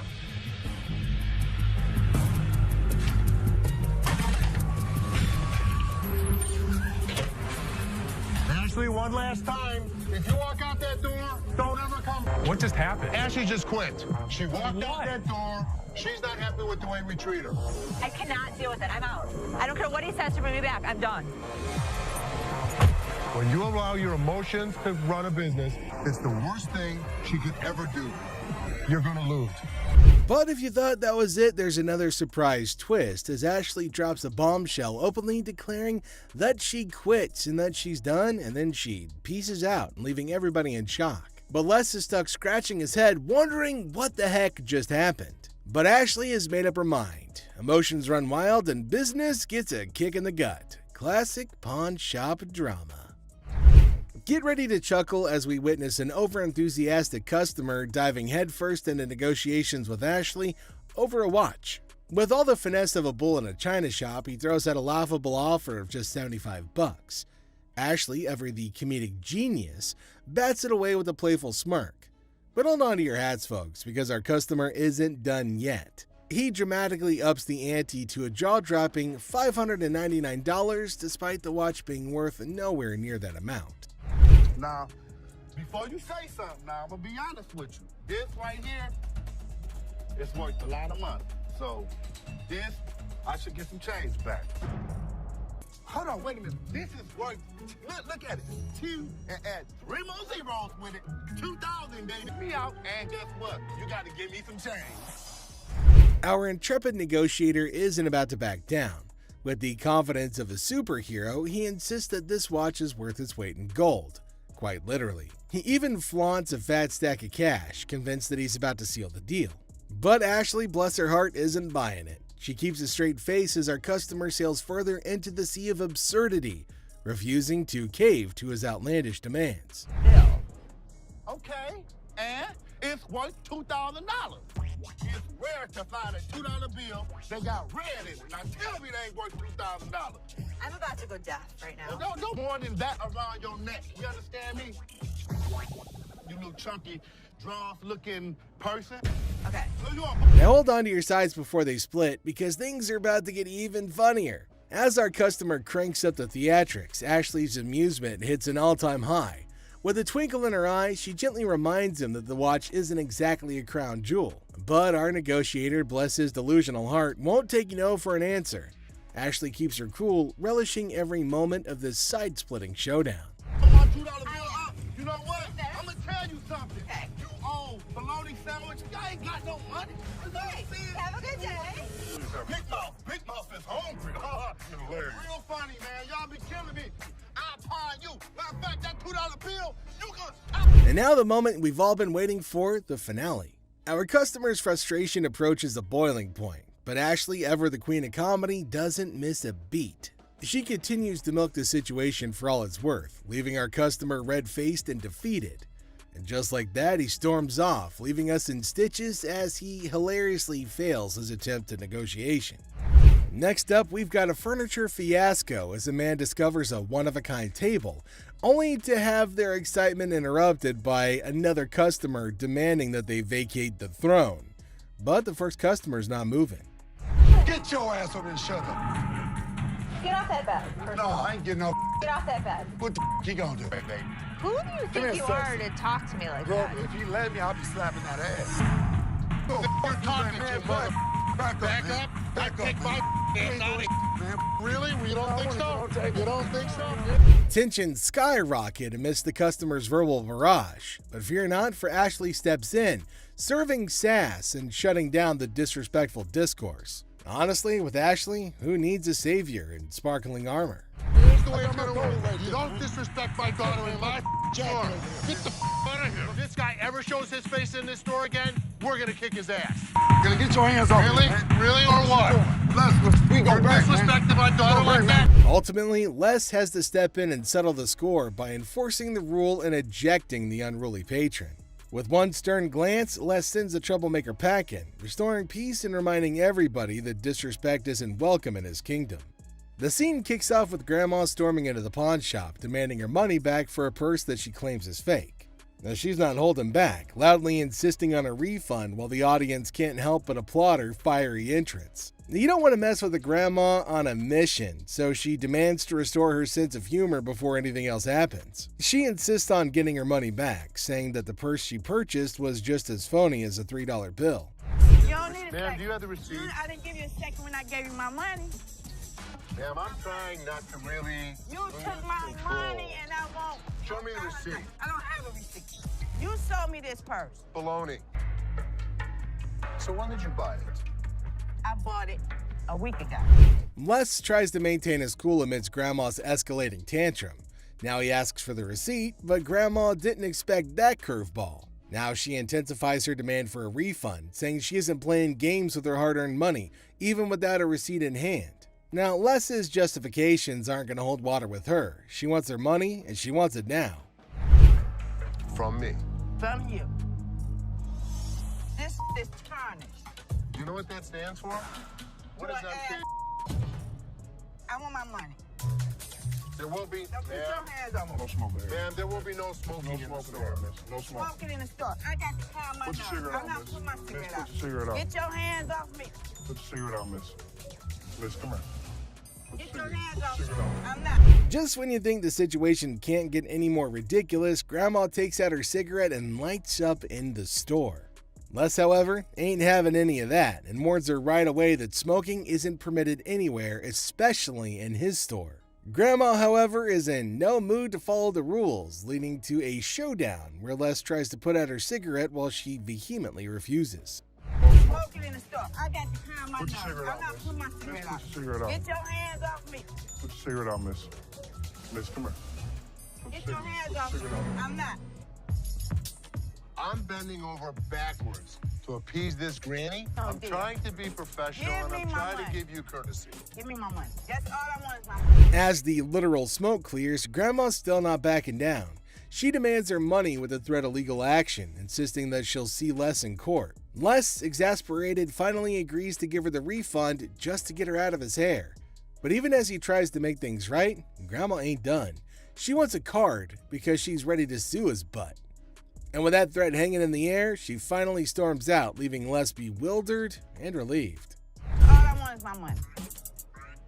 Give me a card, because I'm going to sue your ass. Okay, I'll see you in court. Goodbye. Get your hands off me. Yeah, right. All right. Stupid ass mother. Go ahead. Whatever. She does not remind me of my grandmother. And just when Les thinks the ordeal's over, Grandma turns back with one final threat. She's gonna bust his window. Now Les tries to reason with her, but Grandma's not having it. She's ready to throw down. But Les, with a mix of frustration and amusement, challenges her to try. As she storms out for the last time, Les can't help but reflect on how she's nothing like his own grandma, leaving the audience in stitches at the absurdity of it all. And that's it for today. Thanks for being a part of the Hardcore Pawn adventure with us. We hope you like the drama and surprises. And make sure you stay tuned for more pawn shop stories. See you next time. Watch Les the Pawn Shop Detective figure out a mystery with messy DJs and laptops held captive. See the suspenseful investigation unfold right here. Okay, I went to get my purse back to make my payment. She's telling me this is expired. That's my purse right there. That one right there, the black one. A meticulous lady strides in armed with confidence and a fake receipt, proclaiming ownership of a purse. Little does she know that Ashley is the store's memory bank, fully aware of every item in its rightful place. The girl in her eagerness attempts to vault over the counter, unaware that Ashley, the guardian of scams, is on duty. It's my purse right there. How do you know that's your purse? Because I know my purse. Here's the money. I want the purse. That bag was never in pawn. If you want to buy it, I just want to look at it and make sure it's not mine. Undeterred by gravity and common sense, the girl persists in her charade. However, Ashley stands firm, recognizing the futility of the scam and the level of wrongness involved. It's like trying to sneak a peek at the answer key when the teacher is watching. Yeah, that's not happening. I'm not, first of all, don't talk to me like I'm an idiot. Give me my purse or I'm going to come over that counter and get it myself. oh my God. Get your hands off me. Have a nice day. Let's go. Walk yourself out, y'all. You.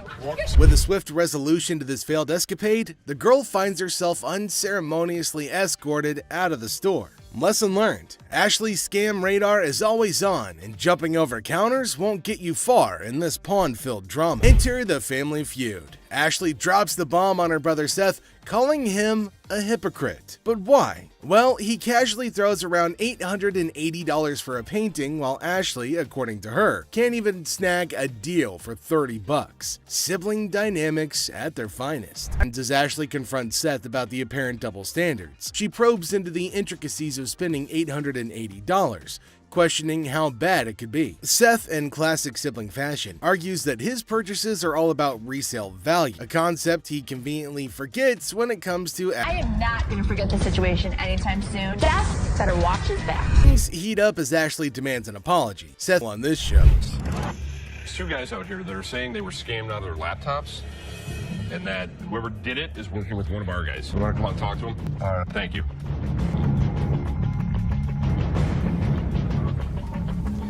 Who is it?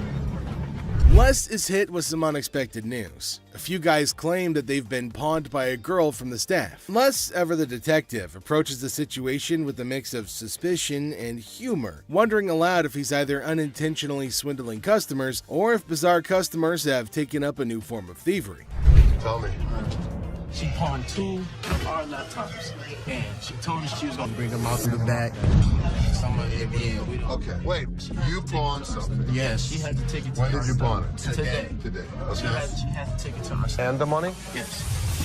These two kids come in and talk about have some girl pawned 2 laptops. The plot thickens as 2 disheveled DJs step into the scene, laptops held hostage. The atmosphere turns somber as the weight of the situation sinks in. It's a strange occurrence that has everyone wearing expressions of confusion and concern. Les, with his seasoned cool, casually queries about the laptop's ownership, revealing they're registered under the mysterious girl's name. Split the money 3 ways, and one of my employees was gonna walk it out the back door. Either this is a new way for my employees to steal from me. To contact the owner because we want to. I am the owner.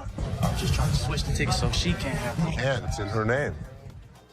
No, that's why I wanted to know if I can't do it. The tension rises, but Les doesn't crack under pressure. Maturely handling the situation, he asserts that he needs the lowdown to work his magic and get those laptops back where they belong. It's a pawn shop mystery, and Les is the detective determined to unravel the peculiar case of laptops and loyalty. Tame a woman at the counter. Let's see what she's gonna come up with. Is she asking for free money? I think she might possibly be mad, though it is kind of funny that she's got enough courage to come up and ask for money without investing anything. Now, the lady at the counter frowned and asked her if she paid or not. Intriguingly, she hasn't paid anything, but she's still asking for money. And to make matters worse, she started shouting at her. Everyone around started looking at her, wondering what the hell was going on. Seth and Les get a little furious as everybody's just standing around trying to figure out what's going on. She started bullying her, but the lady tried to explain to her again that she misunderstood the agreement and they're not just gonna give her free cash. But this lady's just not listening to anybody. Well, Seth then enters, so who knows what's gonna happen now, the whole document or not, and she was not listening and constantly arguing and pointing to them as if they had done something wrong. Meanwhile, other women decided to intrude, and oh my god, it's gonna be funny. Looks like they've all decided to have a fight in the pawn shop. Wonder how that's all gonna end. And it looks like now see the other women get in and start shouting at her as everybody behind her was waiting for her to get out of the queue. So they started fighting, and now they're all having an immense fight. Everybody around is watching and laughing at them. Well, the guard had to go and break everything up. Well, at least they're all gonna get treated the same way, especially the one who created the mess. Pretty sure they're gonna hold him up and throw him out. And there they go, they're still shouting and fighting with each other as well.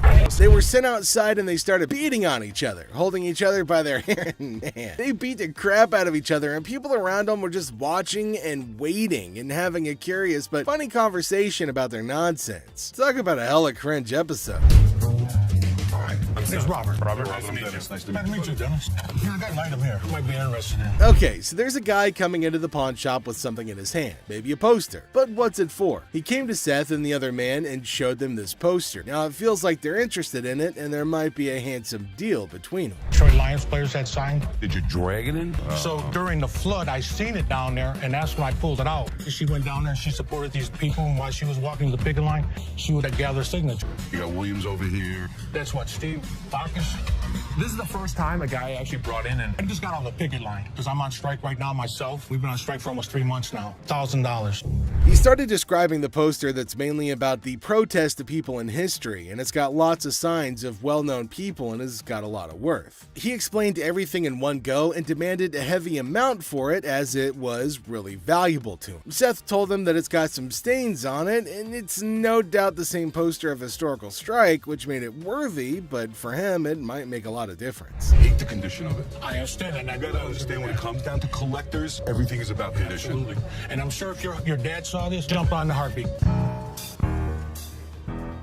Seth and the man explained that it's not about the worth that he's asking for, in terms of thousands of dollars, but it's also about the condition of the poster, and it's not in a very good one. The man is continuously arguing that it's got signs all over it. If Les has seen it, that he'll definitely be surprised and definitely pay more than $1,000. Well, as for Les, he just came in. Sharper. They need to make an effort to close these deals quickly. Through my research in that, I seen personally that one just like this Minto, and he got $950 for it. Right, man. So if that was me, why would you want $1,000 for this? He only had one signature. I have at least a dozen. But with this tear up here, Yeah, and the and condition it's in, the water stain on the bottom, it's just a hard thing to sell. Yeah, but even though it's in this condition, how many exist? Very rare. And it's uncertified. Right. You know. I'll sell for $5. Les judged the entire piece and told him that he's asking for too much, and later on they further described that it's torn from the top and the bottom, and it's also got damage and they can't pay more for it. But he still won't agree to pay for it. But he did say that he charged $500 off of the amount, but they couldn't reduce it any further. Value? Let's make a deal. $75? No way. Who's gonna buy it from you?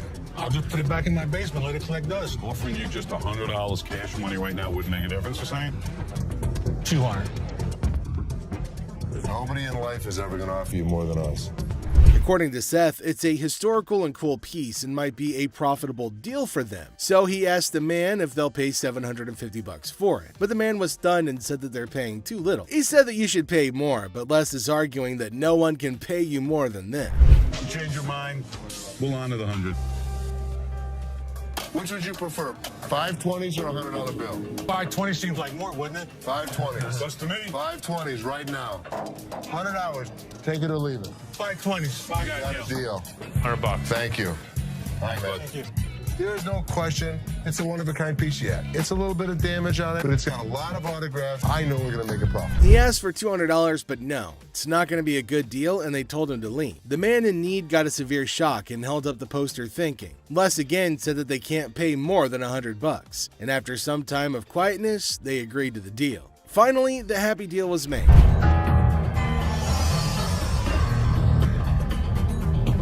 This is the guy? Right there. Here they come again. Les? Hi, how are you? I'm attorney Kyle DeQueef. So there's a man, probably an attorney with two ladies along, coming inside towards Les at a pawn shop. Now, Les knew about it before. He asked for Les, and fortunately, he was at the counter. He asked why they had arrived at the store. She's retained me to represent her in regard to a ring. Okay. My client brought in a $10,000 ring here, and she wants to either collect the remaining money owed to her on the ring or get the ring back. She's got a receipt right here. This is a counterfeit ticket. He said that he came here for the ring, which they bought from these ladies for $10,000, but they didn't pay and gave them the receipt. Now, he put up the receipt and showed it to Les and accused them of cheating and stealing from the women and taking their expensive ring. But Les was cool and controlled his anger. Whoever produced this ticket didn't understand this is the amount of numbers that are here. Okay. Number two is state law mandates that we print the law in a 12-point font. Okay. This is much smaller. That is some bull. It may be bull, but that's the truth. I don't know how I got mixed up, but There's the game-changing point. Les, after listening to him, explained that he will reveal the truth now by showing the real receipt that they had. He went and came back with real receipts that they've been giving to the customers. There, he spotted major differences. He notified him of the major changes in the receipt that he brought. The man looked rather weak and stunned in response. printing wrong or whatever, but this is the ticket he got from here. He didn't get it from him. He didn't get it from him. So now we just liars and we just come I'm not saying that you are. So you trying to send my son a liar. I wish I had better news for you, but That's bull. That's bull. The numbers don't match up. The paper stack doesn't match up. This is a fake. Now you side with them. You're not representing us. If I don't get my ring or my money from them, how you gonna get paid? The attorney turned to the women, but oh my god, they're still accusing Les of having given them the wrong receipt and asking the attorney to take the money from Les. The man, being down on himself as you can see, argued with. The man showed the evidence to the ladies and told them that they were having the wrong receipt, but they continued to argue. Ticket, how about that? No, I don't believe that the store gave me this ticket. Nah, well, I don't believe you a real attorney. We ain't got it right. Somebody better give me my money. Yeah. He's my attorney. You, him, security. Have a nice day. Nah, you got me, bitch. Sorry, man. The ladies started harassing both of them and started using personal attacks. They were all arguing amongst themselves. Pretty crazy. The attorney went back as he can't do anything for the ladies. How are you? I'm doing okay. What can I help you with? Either trying to get a loan on it or you guys can buy it. Trying to sell it for maybe like $150. $50. Why is it $50? The certificate and everything is in there. And the bag costs actually way more than that. Well, if you can tell, it's actually stained. Okay. All through here. I'm trying to sell it for $150 or get a loan for $75 instead of the $50. Yeah, I wasn't interested in more than 50. If you know purses, then you know the. As our unsuspecting customer strolls into the kitchen at chaos, little does she know what's cooking today. Ashley, patiently bracing herself for another round of absurdity, politely inquires about what the customer's looking to offload. The girl, blissfully unaware of the purse's actual value, confidently suggests a price that's almost a steal. It costs way more than that. Okay, but I'm not going to pay you for the amount that you think it's worth because it's stained. This is not one of the newer ones. This is not this season. I know about purses. It was torn. It was stained. It's not even the last season's bag. The thing is old. But you still willing to buy for $50 though, so if it wasn't worth it. And now the plot thickens. The lady asserts that if Ashley truly understood purses, she'd gladly accept the offered amount. However, Ashley, standing firm in her claim that the purse is torn and not worth more than $50, creates a hilarious clash of valuation difference. We even say $50. So they didn't say it wasn't worth it. Can I talk to somebody else? I don't want to talk to your pepperoni looking ass. Can I get somebody My pepperoni looking ass. Pepperoni ass? I don't even know what that means. She take a look at her own ass? Can I get somebody else to talk to? It don't even matter. I don't have to talk to you. And I don't talk to you either, so why don't you go home, leave Can our I store? talk to somebody else? Why do I have to talk to you? Because You I'm the disrespectful. manager. I'm disrespectful and you call me a pepperoni ass? Ugly ass bitch. F you. And it's time to cue the drama. Ashley throws out the bold figure of $50, and it hits the customer like a curveball she wasn't ready for. Feeling the heat, our lady teeters on the edge of diplomacy and blurts out the unforgettable line. She labels Ashley a pepperoni ass and decides that she'd rather chat with anyone but her. Talk about spicing up negotiations.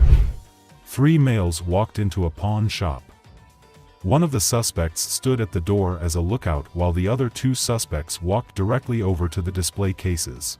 So, like, these 3 guys roll into the pawn shop, just casually strolling in. The other 2 guys, they head straight to the fancy display cases. It's all got suspicious vibes. And then, bam! One of them whips out a sledgehammer and starts smashing the glass. Things are starting to get pretty wild. At some point, a customer from the place is seen leaving calmly while the lookout tells her to hurry up. The suspects appeared to be wearing heavy-duty gloves in order. At one moment, a person from the shop strolls out all calm, and someone's keeping an eye on her, urging her to speed up. The people thought to be involved seem to have on these tough gloves, maybe so they don't get any cuts. Not to get cut while removing the glass from the cases. Both suspects placed the jewelry and many other valuables in the bags. So when they took off the glass from the cases, both of them put the jewelry and lots of other valuable stuff into bags. After that, they hightailed it out of the store in a black Mercury Marquis. Case at? Where the case at? Where is it at? Where you put them on? The guy storms into the pawn shop all worked up and starts shouting about a missing case. He's demanding to know where it is, and he appears to be accusing the staff of removing. The feeling of stress in the air is increasing, and it's obvious that something is wrong. Not take games, take your wives, my damage to that's the way it came in like the kids. That's the way it came in. You gonna act like I ain't got no sense? He's accusing us of taking games out of his unit. Look at the ticket. It never said with game. The atmosphere gets even more intense as the guy accuses the pawn shop of messing with his games. Les, the cool guy at the pawn shop, stands his ground. The customer's getting more agitated, making accusations and even talking about blowing up the place, which is just adding to the chaos. At that point, Man, you can get your arms up off belly and none of your body parts on me, bro. After all the stress I have, the last thing I need is a customer causing a scene. Despite the escalating situation, Les stays calm. He tries to talk sense into the upset customer, especially with a big event coming up the next day. I know how to walk. I ain't in literally because I potted a week and y'all motherfuckers in my middle and put them games in there. And you wasn't even standing there when I potted it. Somebody need to blow this place up. It's time to go, sir. You ain't gonna get my window. I'm not. Let go.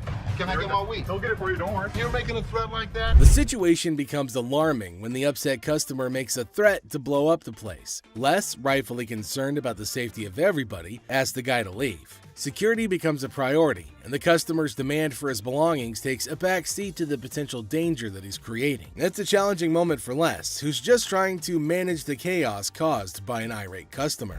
How's it going, man? What's going on, man? Everything good. How about you? I'm doing good. Good. What can I do for you? Let me get these like $400 for this watch right here. What can I do for you today? Can I get like $400 for this watch right here? It's worth $820. Les, chilling at the pawn shop, notices a guy walking in, watch in hand. Les, being friendly, asks how things are going. The guy, hopeful, wants $400 for his watch. Les, the cool pawn detective, calmly discusses the watch's worth, revealing it's valued at about $82. Yeah, man, tell me the truth. What'd you really pay? Telling you the truth, man. Come on, give me four for this watch, man. Come on, man. We deal in high-end watches. This was worthless. Nothing for us to deal with. Come on, give me like $450 for this watch. You're yelling at me. I got a baby on the way, dog. Congratulations. I'm sick living at the crib, man. My girl on my head. The negotiation heat rises as the guy insists on $400, but Les suggests $7. The guy, pleading and sharing his life story about a baby on the way, asks for $400 again. Les stands firm, offering him the same price, which leads to a bit of yelling. The guy, feeling frustrated, calls the place bull ass and expresses his discontent. You want $10? So what do with $10? I have no idea. Go to Coney Island. Give me Coney Island is good. Coney Island on $10. I got a baby on the way. They gonna do this to me, dog. What you looking like I'm crazy for? The tension escalates and the guy feels disrespected, using strong words and even threatening Les. Les, staying cool, suggests maybe he should have been given $400, hinting at a broken lamp that needs payment. The situation gets intense, with the guy considering if he should have taken the deal. Cash for this watch, man. 400? I'm sorry. This is a bullshit ass place, man. This whole ass place, dog. Excuse me. You call it what? You calling a bitch? You? I'll knock you the out. You don't know who you talking to. Tell me. Dog, don't touch me, homie, dog. Touch me, dude. Then maybe he would have been able to pay me for the lamp that he broke. Yo, I'm off you, dog. The guy, still upset, leaves the shop, but not without some fiery words. Les reflects on the encounter, realizing maybe he should have given $400 to avoid the chaos. The drama ends, leaving behind a mix of emotions and a used watch. Life at the pawn shop remains unpredictable and full of surprises. How you doing today? Hey, pretty good. How are you? Real good, thanks. I'm Les. I'm Randall. How are you? Randall, oh, you got a hell of a grip. Wow. What the hell is it? Call it a ring. Okay. I didn't think it was a bus. How'd you get it? I just got it.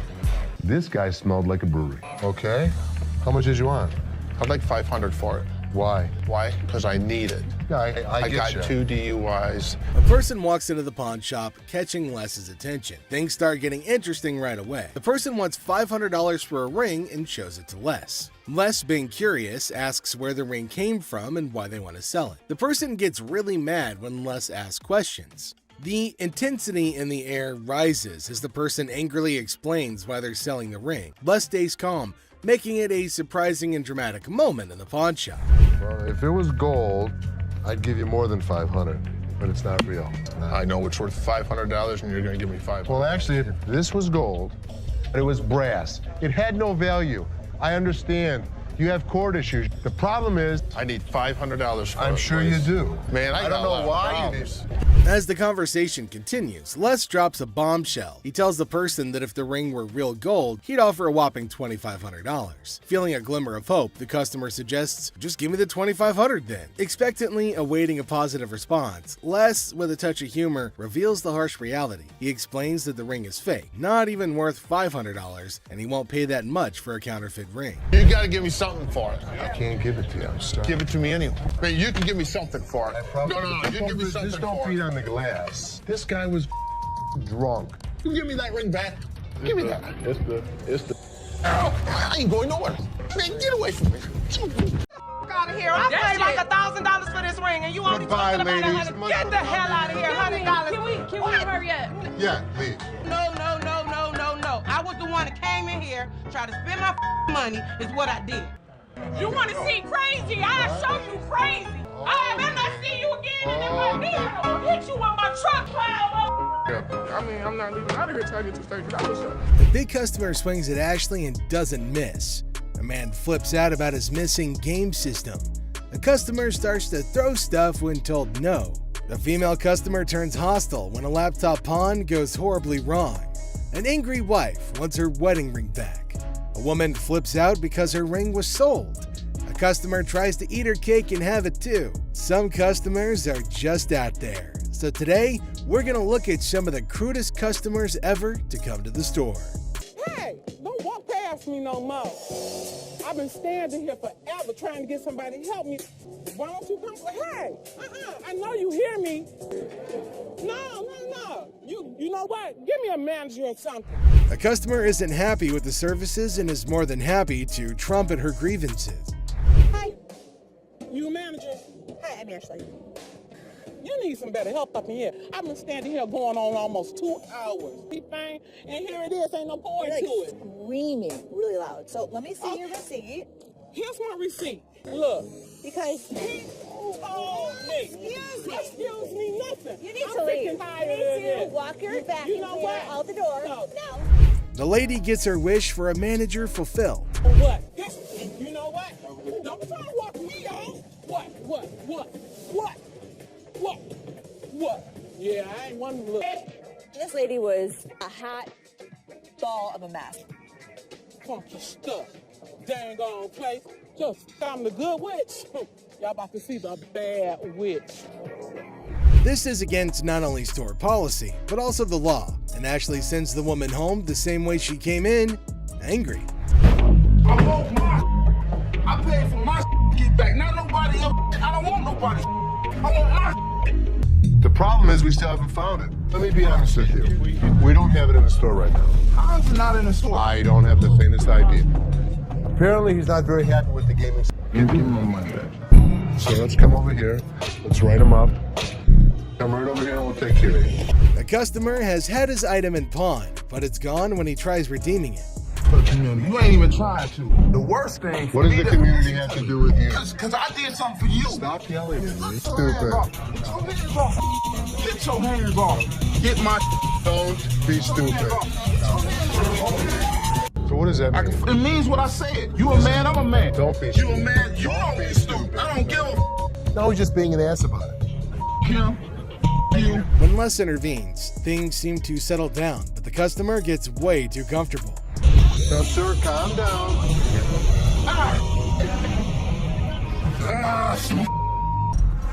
I give you my word. Whatever I owe you, you're going to get. You got supposed to be mad. Here's what I can give you. He finally calmed down, and we struck a deal. This was one of those situations that should have never happened. The problem was Seth's guys f***ed up. He tells me I can run stuff, and then he doesn't give me the power to do it. Let me make the decisions. You have to trust me every once in a while. Just when you think it can't get worse, it does, as the man goes for Les's throat. Good. What's up with this? Give me 1 second, sir. To be honest, I don't think we're gonna take them, brother. You say what? Go get somebody for me, dog. This made me act up. Yeah, what's going on, man? What's going on, cuz? 40? No. Yeah, I'm not interested. For real? For real. This on that bum. Listen, Don't be throwing the at me. You understand? You understand? There's no shortage of entitled customers who come into the store, and this next one easily fits the bill. I mean, what's up with that? Nothing. It's called a scene, so. Y'all about to rush me or something? Here's a guy yelling at the front. What's up with that? On that bum ass. Listen, don't be throwing the at me. You understand? You understand? Trying to gang You understand that, dog? Trying to gang up on me. Trying to gang up. Don't ever throw. Take your hands off my mother. With the customer starting a tantrum, Les finally speaks, and let's just say the others were nicer to the man-child than he was. Yo, y'all ain't shit over here anyway. I smack the out your ass. Don't even reach behind nowhere. Reach what? Nigga, if I got it. Reaching, Jonah. Don't got be killing my stuff. Where the is the loan at? Don't try to stare me down. On what you're gonna do? This guy was threatening me that he's coming back. Does he think we don't have security cameras? Does he think we don't know what his license plate number is? It'll be his worst day. If he even thinks about Try to step up like they were some players. They ain't even really in my ball game. I'm in for real. I'm up. This mother thought he was a badass. As you can see, I'm a badass. Les not only kicks him out, but also ensures the man stays out. If it were up to him, they'd probably ship the man to another state. Hello. How are you? I'm fine. How are you? I like your nail polish colors. Thank you. What do we got here? A laptop? Laptop. You type in your password? What brings you in today? I just want to pound it in so I can get. How do you forget when's the last time you used this? About a month ago. You forgot your password? Yeah. Try again. I need at least 165. I mean, I can't do 125. 65 or not. When a lady comes in with her laptop, she forgets her password and manners, but Ashley can only help her with one of those problems. Okay, I know what, I ain't got time for it. It's like you don't like your job. You don't like your job, you shouldn't work here, sweetheart. I'm sorry, you really shouldn't. I am respectful. Learn how to talk, learn how to talk, learn how to talk. Have a good day. You were too silly. So are Don't you. touch my toes. Flat out. You done? I don't give a like I said, I don't care. I can take my business somewhere else. The lady obviously doesn't like the sound of $150, and the negotiation goes downhill from there. Lady, or are you a baby? Excuse me, sweetheart. Hi. What the you looking at, bitch? What the you looking at? I'm talking to you, bitch. What you looking at? You know what? Take this outside. What the you looking at? What the bitch? You fat bitch. Fat ass You're bitch. broken. Wait, with a fat ass bitch. Go walk somewhere, bitch. You talking like I said, I can take my business somewhere else. You don't know me.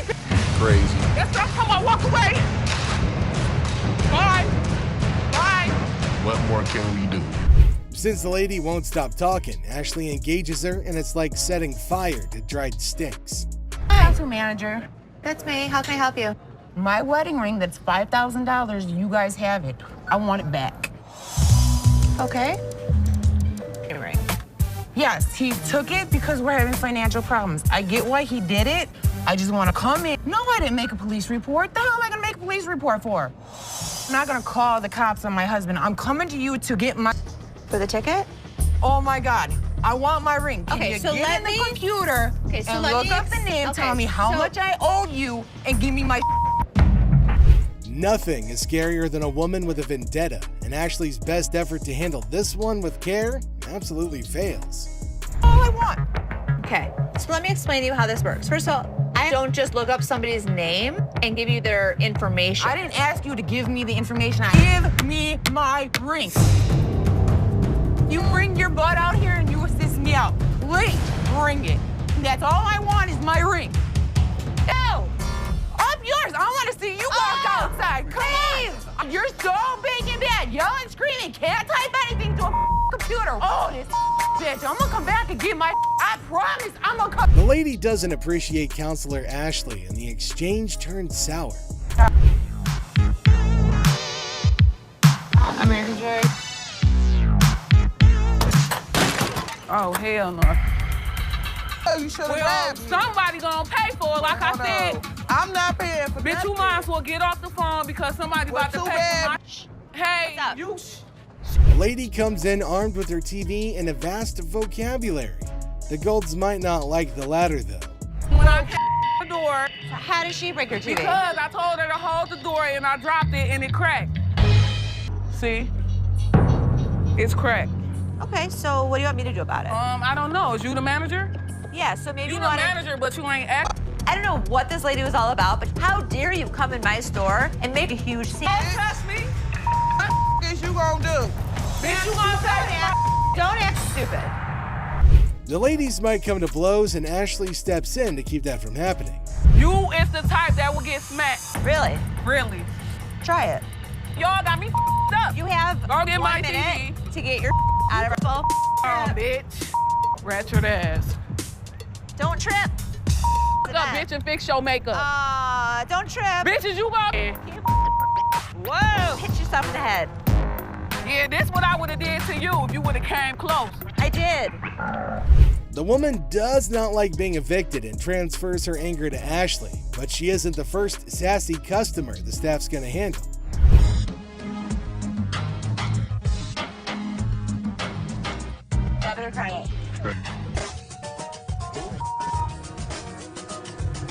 I knew it. Seth's system is making everything slower at the front. Like, is nobody realizing this except for me? Free loan line.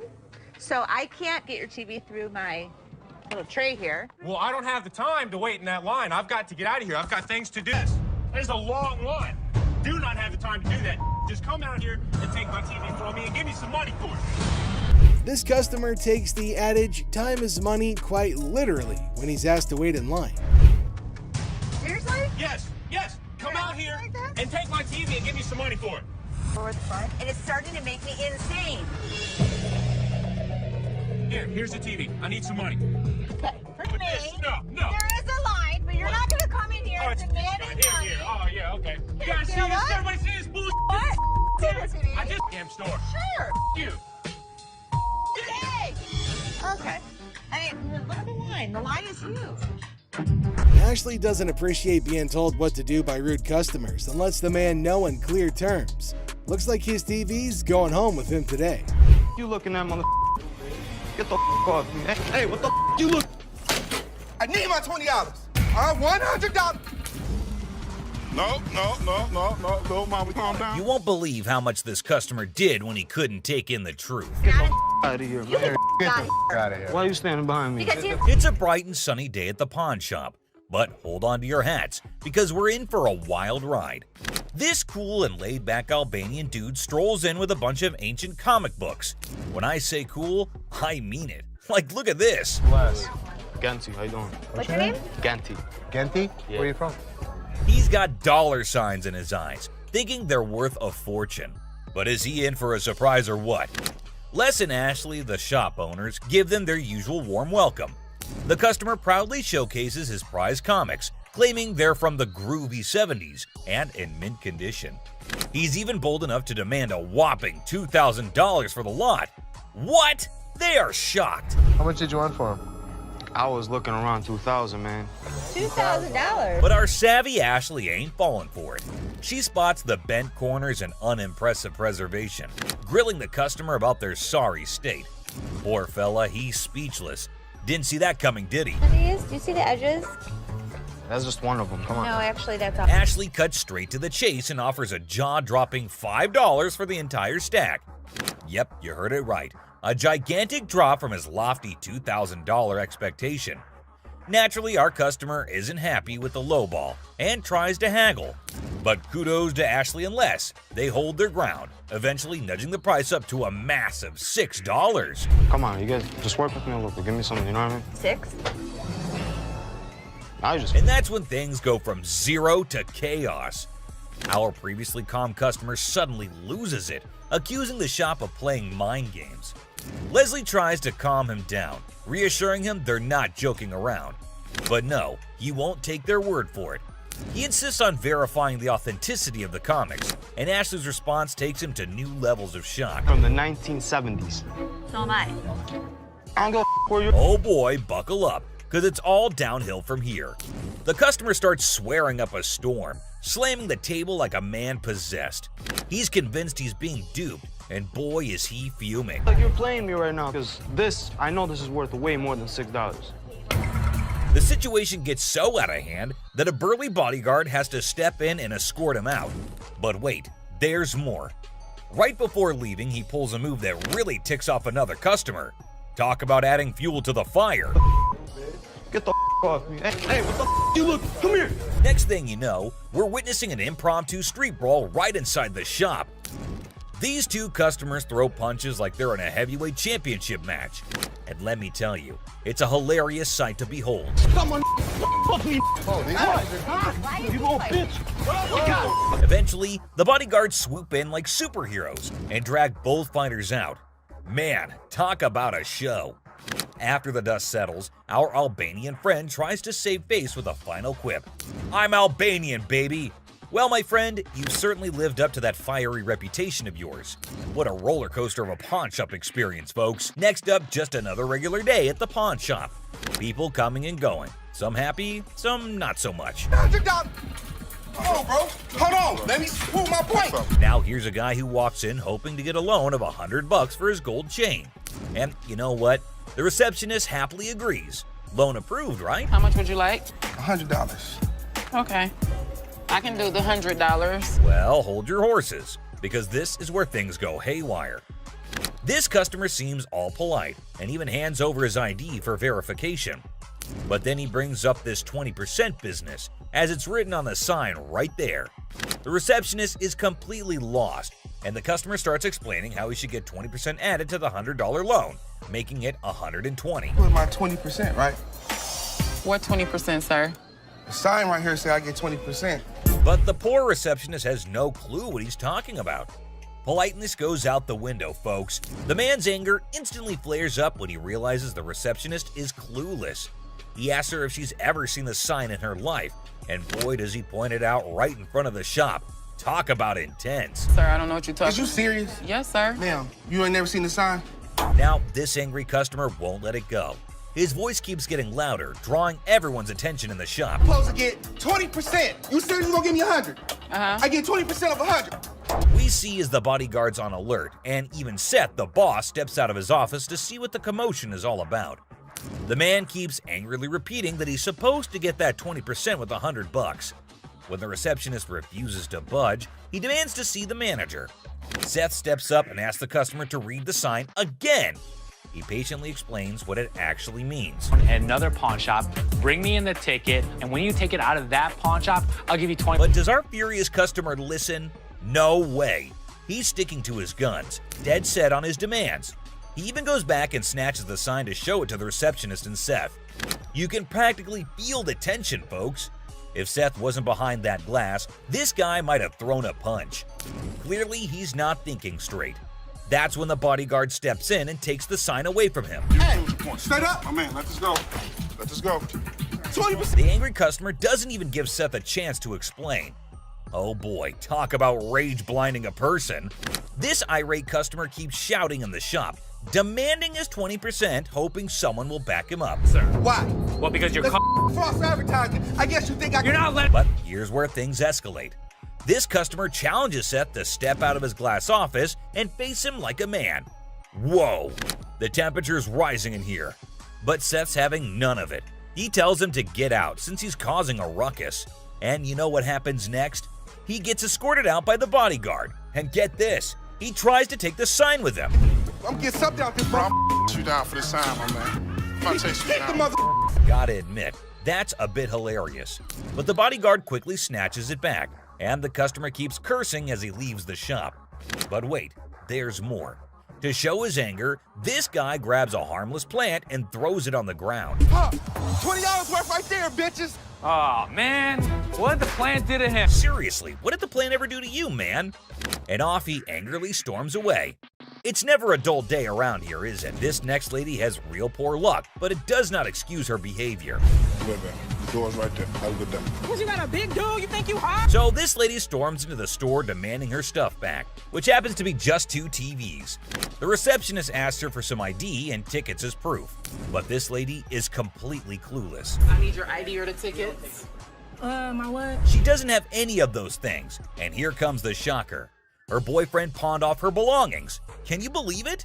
Now she wants them back, and it's a pretty messed up situation to be honest.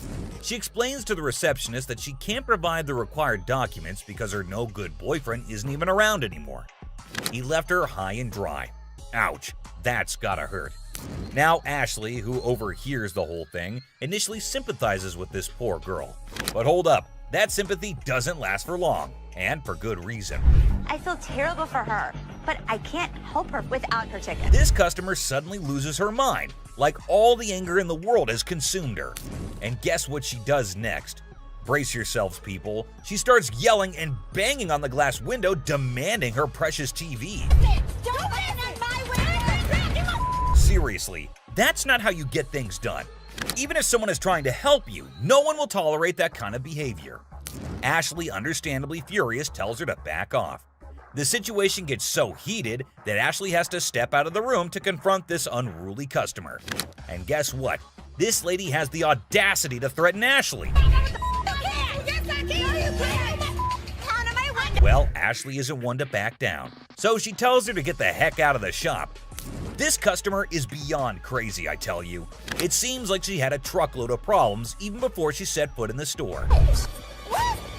I dare you. Now, the bodyguard steps in to escort her out, but oh boy, this girl goes on a rampage. She knocks over everything in her path, completely enraged. Come on, girl, you seriously need to chill out. Bye! What? Finally, they manage to get her out of the shop, but you won't believe what happens next. Unlike the previous guy who threw a plant, this woman tries not once, not twice, but 3 freaking times to break back into the store. I mean, seriously, woman, get a grip on yourself. This is just embarrassing for everyone involved. But damn it, we're not your local psychologist neither. Even the bodyguard has had enough at this point, and he can only imagine what kind of crazy exchange must have taken place. Man, oh man, what a wild scene that must have been. This next guy is the most polite guy you'll see, but things take an interesting turn. I'm trying to help you solve your issue. What you mean? Well, folks, let me tell you about this wild encounter that went down, starting with a seemingly innocent greeting. Hey, how are you? I'm good, how are you? Well, actually, I'm not doing so good. Little did anyone know, trouble was brewing. You see, this poor customer was feeling down because his dear grandma had passed away. He needed to sell something urgently to scrape together enough cash to cover his rent. Now that's a tough spot to be in, right? Enter Ashley, a real gem of a person. She genuinely empathized with this guy and offered a helping hand. So the dude decides to sell his late grandma's ring, thinking it's made of real gold and worth a fortune. Ashley, being the responsible gal she is, takes a good look at the ring to verify its authenticity. And guess what? It's not the real deal, folks. It's as fake as a knockoff Rolex. 300. Okay. Do you have anything? Naturally, Ashley breaks the news to the guy and asks if he's got anything else to pawn instead. But this fella, he ain't buying it. He's convinced that Ashley's got it all wrong, and he wasted his precious time chatting with her. Well, hold your horses, buddy. Ashley calmly reassures him that his time wasn't wasted and suggested he could pawn his TV instead. But oh boy, this suggestion hit a nerve. He starts acting all weird and uncooperative, throwing a tantrum. TV. You can pawn your TV. What the I look like? Now, here's where things get intense. Ashley's just trying her darn best to help this guy out, but he's not having it. He demands his ring back and starts searching for someone else to deal with. I'm trying to do whatever I can to help him. This not making no sense. And when Ashley tries to explain that she's simply doing her job to lend a hand, it's like a switch flip inside this guy's head.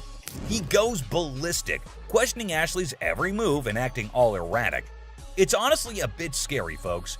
Believe it or not, this fella has the audacity to tell Ashley to lower her voice, even though he's the one causing all the ruckus. Talk about pushing boundaries. He even has the nerve to put his hand on her face trying to belittle her. And get this, he's not even listening. Lower your voice. Lower your voice. Lower your voice. Lower your voice. He's busy with his threats, making Ashley's job even harder. But our girl Ashley, bless her heart, stands her ground like a champ. But wait for it, folks. Here comes the jaw-dropping twist. Out of nowhere, a hero emerges. My face. Don't put your finger in. Bam! This mysterious stranger slams our angry customer to the ground, WWE style. Can you believe it? And that's not all, folks. This hero then grabs the unruly fella and drags him out of the place. Because guess what? The dude still won't quit. On the ground. On the ground. On the ground, mother. He keeps keeps up with his nonsense, making threats and vowing to return for more. Seriously, what on earth did Ashley ever do to deserve this kind of treatment? It's downright mind-boggling, folks. Well, the last person on this list is no less than any other irrational person than earlier.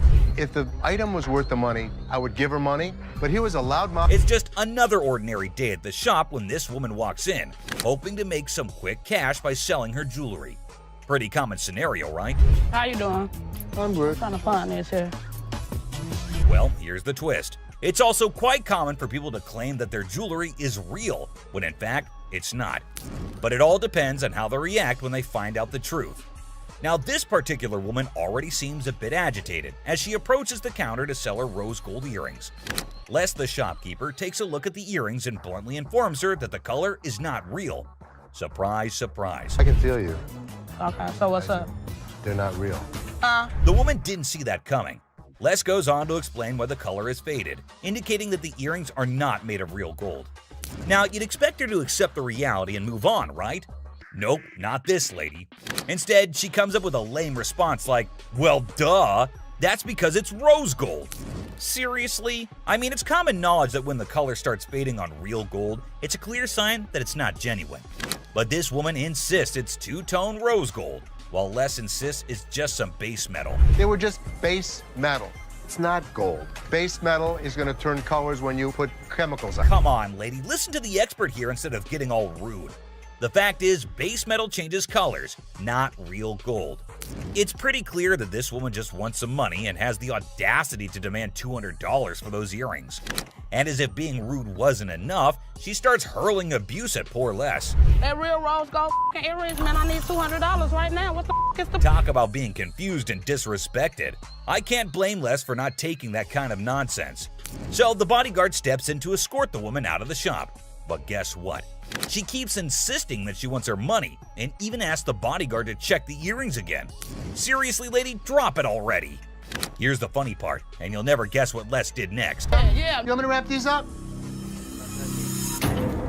Yes, he did that. I mean, why bother with someone who refuses to listen, right? Eventually, the woman is escorted out by Les and the bodyguard. But she doesn't give up that easily.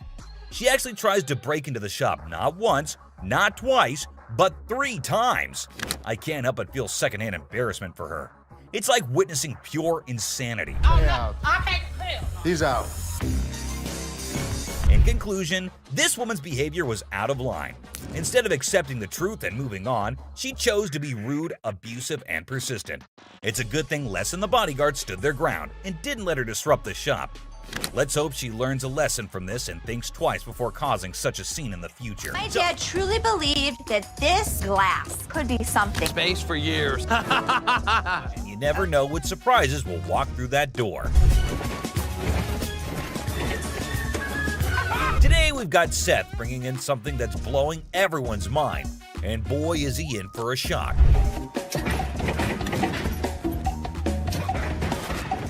Our friend Penny rolls in with a rare 83 T-top Cutlass, lowrider frames, and a fully customized beauty. Whoa, whoa, whoa! This is the stuff dreams are made of. These babies are like finding a needle in a haystack these days, and you can see Seth's eyes light up with excitement. Easy there, Seth, don't get too carried away. We see all types of old cars come through the store. Does it do the 4-wheel hop? It could if you wanted it to. This amazing car is decked out with 4 switches and can hop up to 72 inches in the front. And guess what? If you're up for it, it can even do a 4-wheel hop. Talk about a versatile ride. If you wanted it to, it's equipped to. But it's very rare we see a tricked out car that actually jumps off the ground. This car is the real deal, folks. It's got all the bells and whistles you could imagine. How often do you come across a fully equipped ride like this? Seth can't help but admit that it's incredibly rare to see a car that's not only fully customized, but can also jump off the ground. He can't resist showing off, telling us about the car's 4 hydraulic pumps and a whopping 14 deep cycle batteries. More batteries mean more power, right? Seth and his buddy can't resist the temptation to hop in and experience it firsthand. And let me tell you, they are having a blast.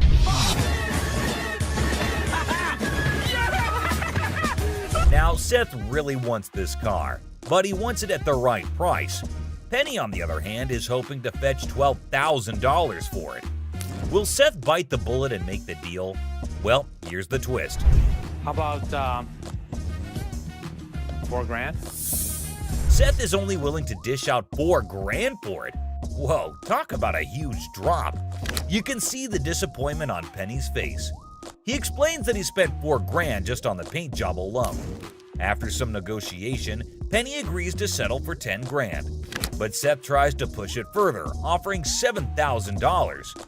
You know he wants it. It's very rare we see a tricked out car that actually jumps off the... Penny, being the wise guy he is, doesn't take the deal. In the end, they part ways on good terms. Well, folks, let's hope Penny finds another buyer who's willing to meet his price for this fully customized car. It's always a thrill to see unique items like this in the pawn shop. And who knows what will come through those doors next. Stay tuned for more pawn shop adventures. But here comes another gem-filled day at Les's pawn shop. Who knows what other surprises await us in the future? Stay tuned, folks, because the adventure at Les's pawn shop is far from over. Hold on to your seats because this next guy is about to unleash some of the rarest goodies on the market. 5, 6. Brace yourselves, space geeks, because this is gonna blow your mind. So this guy rolls up with a bunch of crates, and let me tell you, the anticipation is real. Got a couple things. I have some Star Trek things, and I also have things from NASA. He's got some seriously cool stuff from the Star Trek universe, and even NASA. I mean, come on, that's pretty awesome. It's clear that this dude is a space enthusiast through and through, and his collection is off the charts. Honestly, it's a total flex. Like seriously, you gotta take a look at this thing. This is all the kind of stuff that you're into. Now, here's the kicker. Ashley confesses that she and her brother aren't exactly die-hard Star Trek fans. But guess what? Every time they get anything Star Trek related in their shop, it flies off the shelves. I'm not a Trekkie girl, my brother's not a Trekkie guy, but when we get Star Trek stuff in here, it flies off. Talk about a lucky break, huh? This guy managed to gather all these valuable items from various Star Trek conventions across the country, thanks to his gig as a truck driver. Talk about dedication to the cause. But wait, it gets even better. He pulls out this kit from Paramount Studios, which is a seriously impressive piece in his collection. To give to radio station to run ads for the show. It's an authentic set that was sent to a TV executive when Deep Space Nine first hit the screens. Now that's some next level stuff right there. You can't help but appreciate the sheer coolness of it all. Here's the catch though. All this awesomeness comes at a price, and Seth, our shop owner, is taken aback by the asking price. This was $1,000? Yes. Wow. $1,000? Yes. Why? Why is that so Because much it's money? custom built and it all lights up and works. The guy wants a whopping $1,200 for everything, unless ever the savvy negotiator tries to bring it down to $700.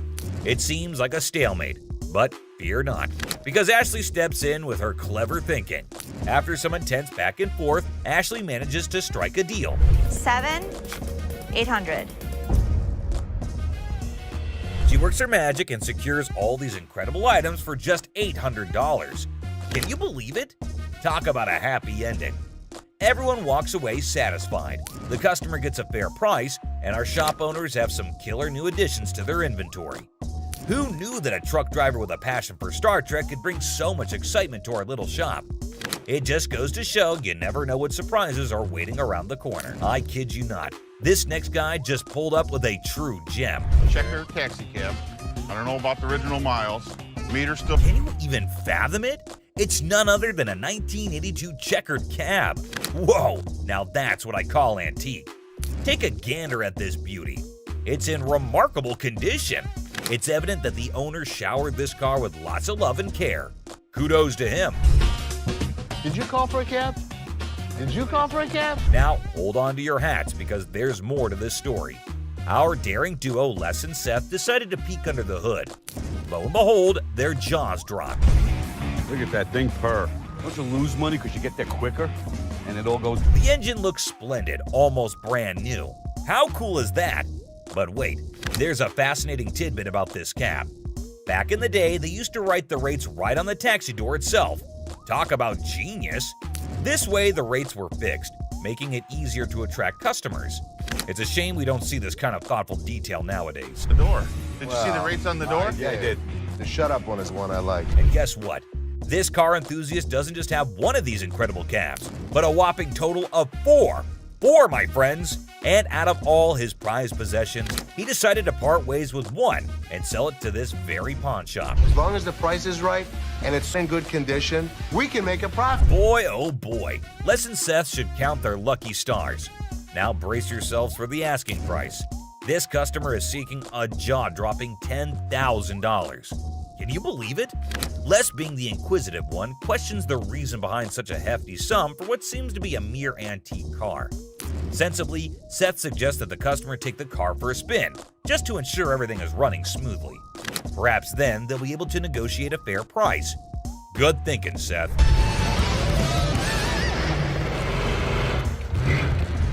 Les, ever the insightful one, recognizes that this is not just any ordinary car.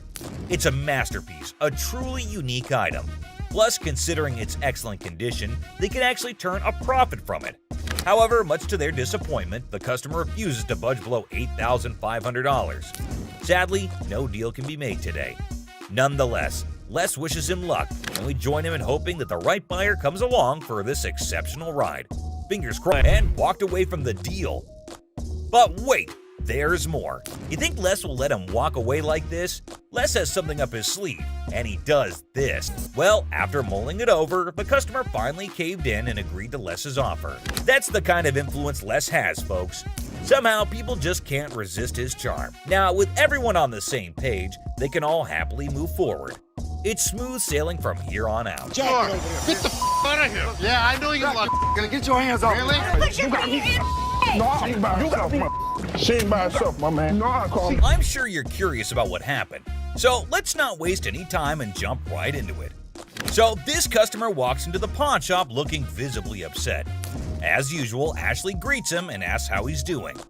Turns out he's not doing well at all. Here's the reason why. I'm not doing so good. No? My grandma just passed. I'm sorry. It's really sad to hear about it. Now, he brings along a ring that belonged to his grandmother. He wants to pawn this ring because he plans to retrieve it once he earns enough money. How sweet, right? However, it turns out that the ring is fake, which surprises the customer. Now, this got me thinking. Is he pretending or is he genuinely serious? It's hard to trust people these days, you know? But Ashley comes up with a solution to help him out by pawning his television. Can you guess what his response was? What the I look like pawning my TV? He starts getting rude with Ashley, which escalates into a heated argument. Then he demands his ring back, and not only that, he insists on being helped by another employee because he's annoyed with Ashley. And guess what happens next? Put your finger in my face. Don't put your finger in. Yep, that's how he ended up there. Crazy, isn't it? This customer's behavior became even more disrespectful. Just to prove that Ashley was completely wrong and useless. That's when, as you saw, the big guy steps in and knocks him down. But he continues to yell and curse at her. Eventually, Byron forcefully removes him from the shop. You got me up. No, let's go. Let me go. Let me go, man. Just when he thought everything had settled down, the customer goes ahead and threatens Ashley, saying he'll come back to get her. Oh dear, that's the biggest mistake he made since entering the shop. We all know what happens when someone messes with Ashley, right? Well, brace yourself and see it for yourself. On the ground. On the ground. On the ground. Dang, the customer was literally scared for his life. Next up, it was just another normal day at this famous pawn shop called American Jewelry and Loan, located right in the heart of Detroit, USA. He comes in with his Xbox and immediately tells Les that he needs to get as much money as he possibly can for it.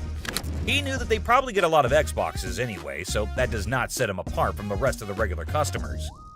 He reveals that he needs as much cash as possible, and it is all for his girlfriend. Bet nobody saw that coming. This dude walks in and starts spilling some seriously bizarre beans. Now, Les wasn't sure if this guy was pulling his leg or being dead serious. It was a small amount. And Les was clearly not here for his unreasonable demands. Take a look at his reaction. Shop. $300, dog. You don't have to raise your voice at me. You. The customer then starts Well, at least they wished him a good day. Moving on to the next. You talking to? Alright, folks, let me set the scene for you.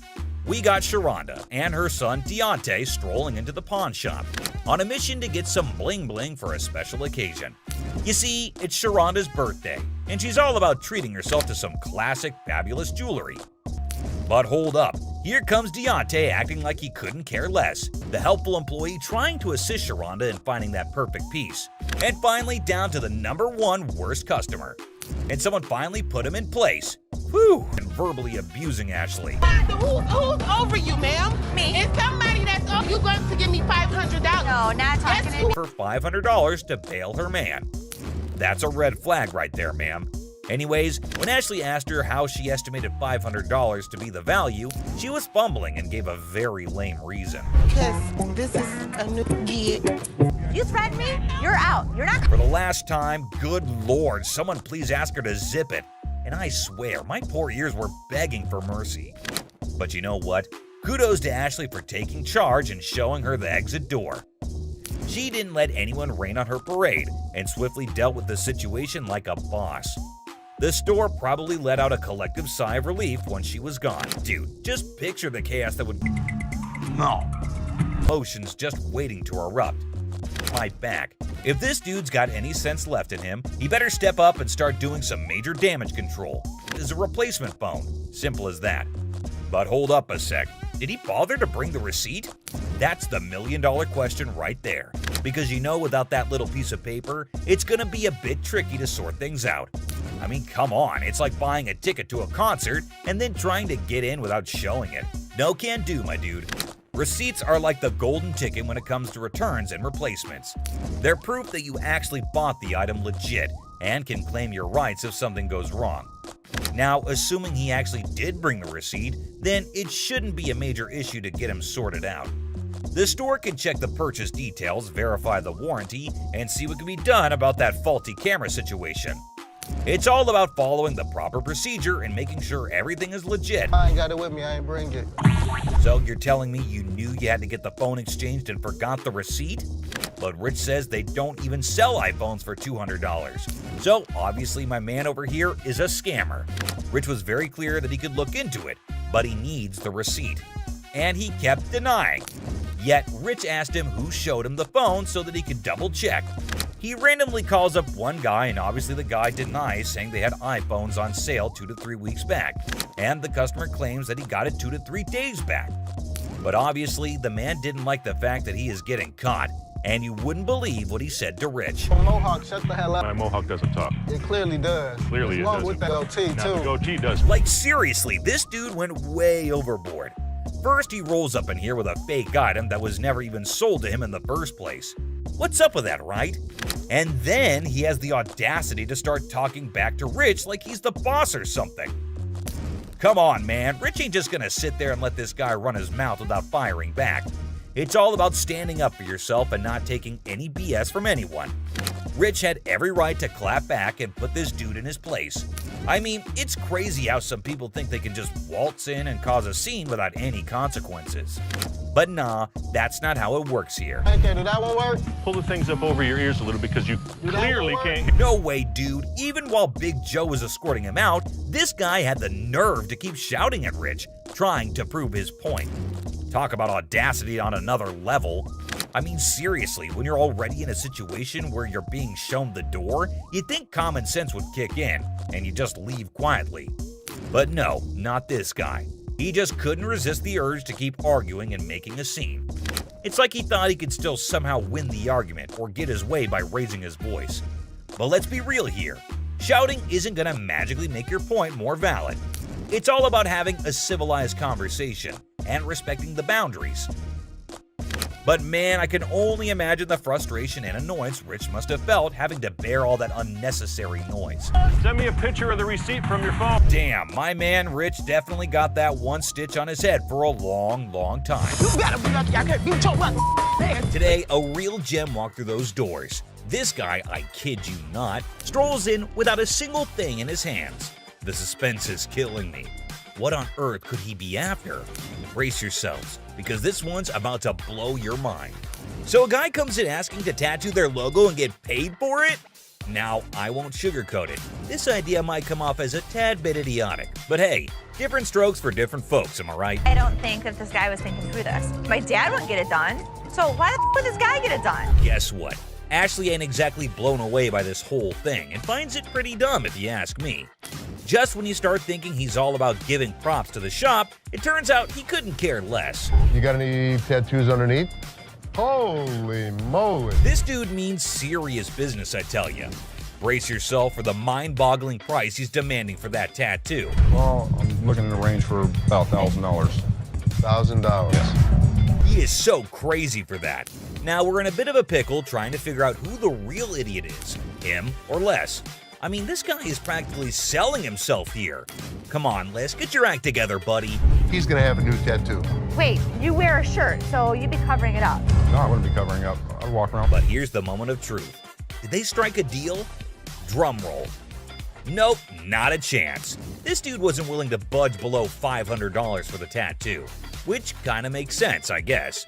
But Les wasn't about to cough up more than $250. $250. Can't do it. So hey, at least you didn't end up with that dumb tattoo, am I right? Now get ready for this next woman, cause it's about to get interesting. So this lady is trying to make some money by selling these coats to cover her bills. But honestly, the coats didn't look too great, and neither did her chewing. 415. Is that what you said?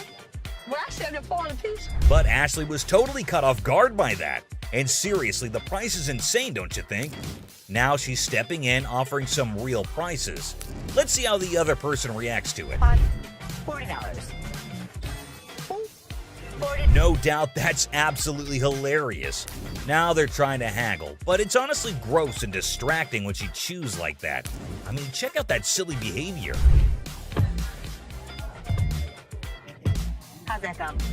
So the bodyguard is clearly here to kick her out, and you won't believe what she pulled off. Boy, I like big boys, yeah. You know, climb up on you, huh?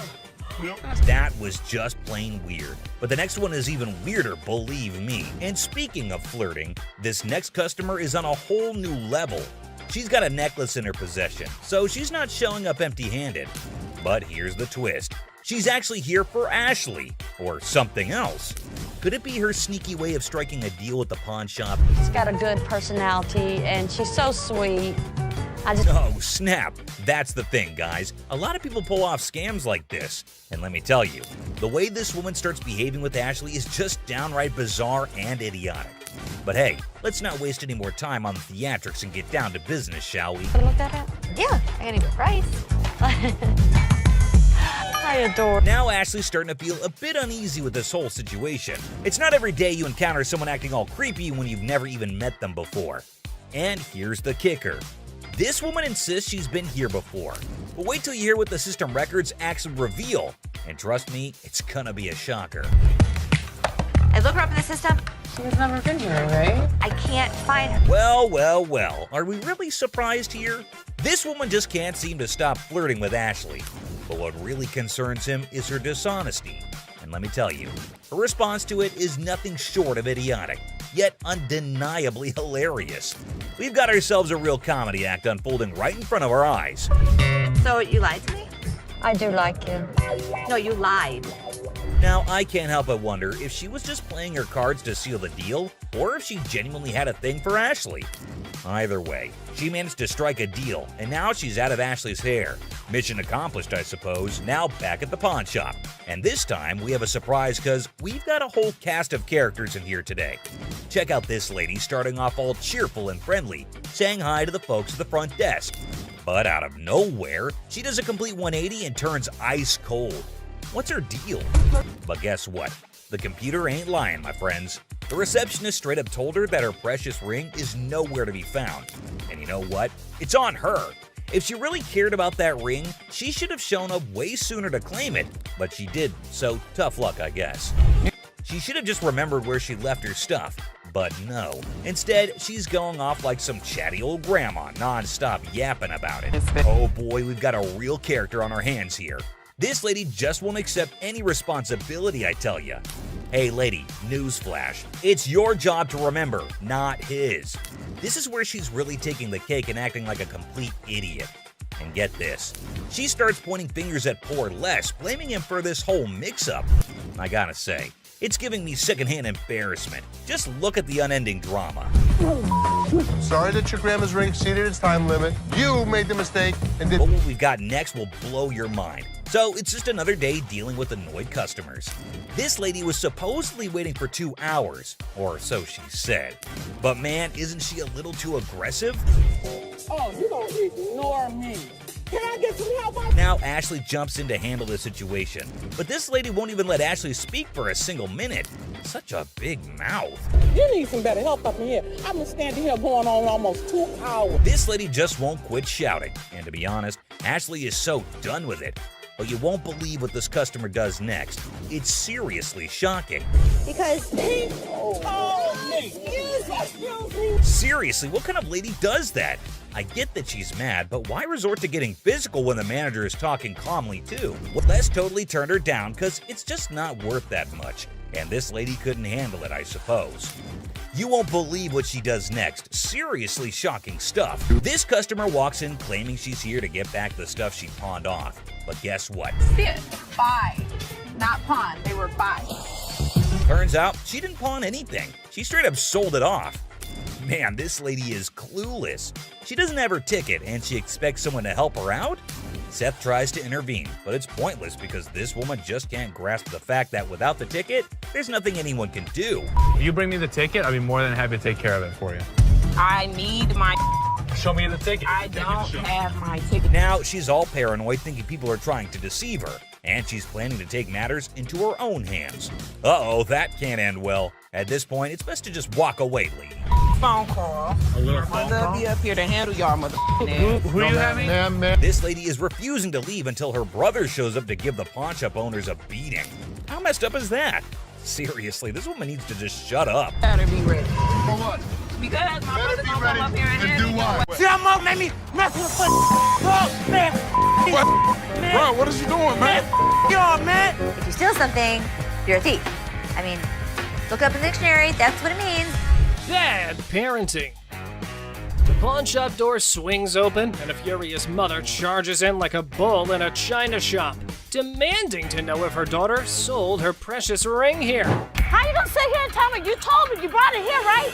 Yeah. It best be here. I don't have it. Now what we gonna do? There's nothing What the I can hell do. we gonna do? Cause I need my Nothing I can do. Don't I this belong to my mother. I want my ring. Not a good impression anyway. To defuse the chaos, Ashley stepped up. Let's see if it helped or not. You took your grandma's ring. Yes. And you pawned it. When? The day before yesterday. Okay, so where's your ticket? I don't have it. So let me ask you a question as a mother. Did you press charges against your daughter for being a thief? I'm not pressing no charges against my daughter. Then you can't get it back. No. Get a grip on yourself, Mommy. The woman just won't listen to anyone. Man, where do such people come from? No wonder her daughter's acting the way she is. I came in here to try to resolve the situation. But yeah, you want to figure it out. No. Hey, get off him. You better figure out some way to get your mom's ring back. Watch when I get your ass home. Now see? Now you got labeled as a thief. Coin thief. Ooh, there's a new player in the game. This fella's got a quarter that supposedly belonged to JFK when he got the axe. And guess who he's trying to sell it to? Les, of all people. This should be interesting. Need a second person to touch it, man. You see this, man? Who was the first? JFK, man. JFK. Hell yeah, I'm trying to get $30,000 for it, man. Really? Our friend here needs to know that he's trying to close a deal with the boss. Yup, the big cheese himself. You know what that means? He better have some answers ready. I don't think this guy even knows who the president is today. What year did they put Lincoln on the quarter? 67. Who's on a penny? Bill Clinton, whatever his damn name is. Well, he means you'll have to take your business elsewhere if you want to avoid glitter and dancing. But anyway, this punk got mad, and here's what happened next. Want to go out for the pass? Please. Man, Follow him out. Much, man. Man. Oh, you forgot to ask you. Let's go. See how Mo made me mess with the oh, man. What? Man. Bro, what is you doing, man? Yo, man. Pink coat. The woman swaggers into the pawn shop, yelling that the pink coat is hers. Guess who she encounters for the argument? That's right, it's Les. What? Oh no, she's done it now. What could happen to her after upsetting the big dog? Let's find out. What would you do if a man strolls into your shop with a massive bag?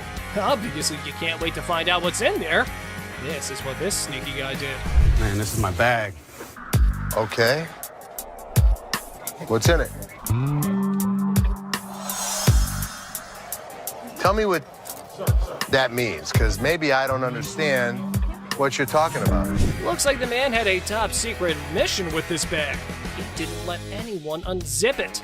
In my opinion, he's a freak. See for yourself how the whole scenario went down. You can't bring in a big bag into a business and not expect to have it searched. Oh my God! My man, oh my God! What the hell? Wow, that was unexpected. I can't believe what just happened. I might need a moment to process this. It's not something any of us were prepared for. So I'm just gonna let things lie. If I see anything on the news, I'll report that he was here. I saw that. For all I know, there's a half-naked man in a gold G-string running around the streets of Detroit. Holy Pregnancy deal. A pregnant mom walks into a pawn shop, excited to purchase a wooden horse for her unborn baby. I was just here last week, and I seen this horse that y'all had, and I really want it. I didn't have the money last week. For sure. You saw it? Where is it? It's right over here. Sure. When are you due? Well, I'm due next month. Oh, it's your first? Yes, it is. Oh, but the down part was that she has no money. How unfortunate, considering her husband left her. Hearing her story, Ashley gets all empathetic and decides to give away the object to the yet-to-be-born baby mama. This is what she has to say. Let me tell you what I can do for you. You give me 5, and then my gift to you is the remaining 15. That'll be great. That'll be really great. Okay? It means so much to me. Well, everything went well for the lady, and even Ashley was proud of herself for doing a good deed. Until this happened. Help you and the baby. What the Hello? Excuse me! Excuse me! Wedding ring crook. Looks like someone's sleeping on the couch tonight. This wife found a pawn slip for her wedding ring in her husband's wallet. Time to hit up the pawn shop and get it back. So your husband stole your wedding ring? Yes, he took it because we're having financial problems. I get why he did it. I just want to pay for it and get my ring back. Did you make a police report? No, I didn't make a police report. The hell am I going to make a police report for? The angry wife missed the no ticket, no service memo. Ashley can only work with what she's got, lady. Don't shoot the messenger. Let me explain to you how this works. First of all, I don't just look up somebody's name and give you their information. I didn't ask you to give me the information. I asked you to look it up. How hard is that? You look it up in the computer, you take it, I pay for it, we leave. It's not that hard. Okay, I know it's not funny, but Ashley's solution was hilarious. Here's how she managed the situation. Nobody saw it coming. Is it Take that hard? your pretty little feet, walk your pretty little legs out of here. You are not. Just go back there and give me my How hard is that? You can't just go back there and type in a name? It's time to go. The only person you should be threatening is your husband. Invisible friend. A guy trying to pawn a fake bracelet walks into a store with his imaginary friend. However, Les was skeptical until the friend started haggling for a better price. My partner right here, Robert, we want to pawn this. You're who? My partner, Robert, right here. Here's a person talking to an invisible friend, but I didn't see him. Well, well, well. Robert, the imaginary friend, needs a reality check. Maybe this dude should stick to playing pretend more believably. After all, the pawnbroker here is no fool. Robert, tell him, Robert, tell him. This is worth $200. It was a stainless steel bracelet that we don't sell here for $10. There was no way he was gonna get anything. However, his get-rich-quick scheme wasn't so quick after all. The customer's face fell faster than a lead balloon. This is how we reacted to the situation. And he talking about he can't give me nothing for this. What the is that? You know, come on, let's go to the outside. I gotta look at it a little more better. All right. I ain't leaving. I'm not leaving, man, until I get some money. I'm not leaving, man. That man, let me go. Stolen telly. This lady's ex-boyfriend pawns her TV for some quick cash. With determination, she enters the pawn shop and confidently declares, "I'm here to rescue my kidnapped TV." I need to get my stuff, my 2 TVs. I need your ID or the tickets. I don't have no ticket or no ID. My stuff was stolen and pawned from my boyfriend. We need him or the tickets. Or... What you need him for? He ain't even nowhere around. Ah, the policy police strike again. No ticket, no claims allowed. And in a spectacular display of logic defiance, here's how she responded to the situation. Listen! Don't land on my window! Bitch! What? If I'm gonna have to get ratchet? You don't pound on my window! Yes, I can! No, you can't! Oh boy, it seems like someone stirred the hornet's nest. But fear not, Ashley swiftly shut down those threats like a master conductor. Lesson learned, universe. Okay. Oh, please. Bye. See ya. No. You're crazy. Yeah, I am crazy, and I'll show you crazy. No password. Oh boy, trying to pawn that laptop at the store, but conveniently forgetting your password? Suspicious much? Brace yourself for some dose of skeptical boss lady. You forgot the password. Yeah. How do you forget when's the last time you used this? About a month ago. You forgot your password? Yeah. Try again. She didn't know how to get into this computer. She didn't know the password. She didn't know the username. Oh, so you didn't just find this laptop aimlessly wandering around in the wilderness and thought, hey, I should take this. I'm sure the lady was adamant that it's my laptop. How much did you want to get on this today? At least 165. How's 125 for you? No, I'm sorry, I can't do that. I need at least 165. I mean, I can't do 125. All right, I can do 150, and that's what I can do. Okay, can you do 165 or not? Blink of an eye, the laptop lady became wild and crazy. Her responses and shouts made everyone wonder if she was off her rocker. I am a grown-ass woman. You're not acting Flat like out. one. Like I said, I am a grown-ass woman. You're not acting like I'm one. not gonna sit here and argue with you. Like I said, I can take my business somewhere else. Goodbye.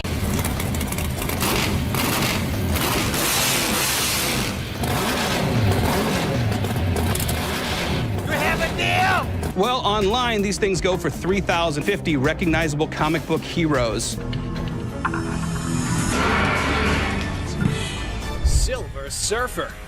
Oh, guess what? We've got a bona fide comic enthusiast here. Big surprise. Like, who isn't, right? For 500. Hey, genius. If you're after that dream price, maybe hit up a comic store. Selling your treasure trove at a pawn shop? Yeah, real brainiac move here, buddy. Custom-made electric chair. Folks, take a puff. We've witnessed all sorts of weirdness at the pawn shop, but this fella's cranked it up a notch. Check out his wild sell list. So tell us a little bit about him. We have Halloween retail stores. This is a custom-made electric chair. There's a whole show if you guys want to see it. Come here, go ahead, show us. Hell yeah! I'm really into this kind of thing. This might be the new feature at my house on Halloween. Oh, just what we all need. A bedside toy that screams Halloween 24/7. No biggie, except it's art, not like living in a slasher fic or anything. So we're looking to get about $8,000. Brand new, they're just above $9,000. And that makes a lot of sense. Right. Buy a used one that's 6 years old. Well, the cool thing about this one is that they don't make them like this anymore. You're There's right, they two don't. The new ones are digital. Well, guys, Mr. Ambitious over here is dead set on this mystery item. Heaven knows what his grand plan is, but Les has a style for a bargain. Thank you very much for bringing Thank it you. in. We appreciate it. Thanks, man. Damn it. I'm a little disappointed that I gotta schlep it back home, but you know, with Michigan being, you know, like the #1 state for haunted houses and attractions and things like that. Elephant skull haggle. Oh, guess what? No fancy sofa, no blingy ring, and no one-of-a-kind car to pedal? No worries. How about you trade an elephant skull for some greens? Because that's normal, right? Skull of an elephant. Really? Very unusual. It's very unusual. My best friend had it, passed away, and I inherited this one. It's where the tusks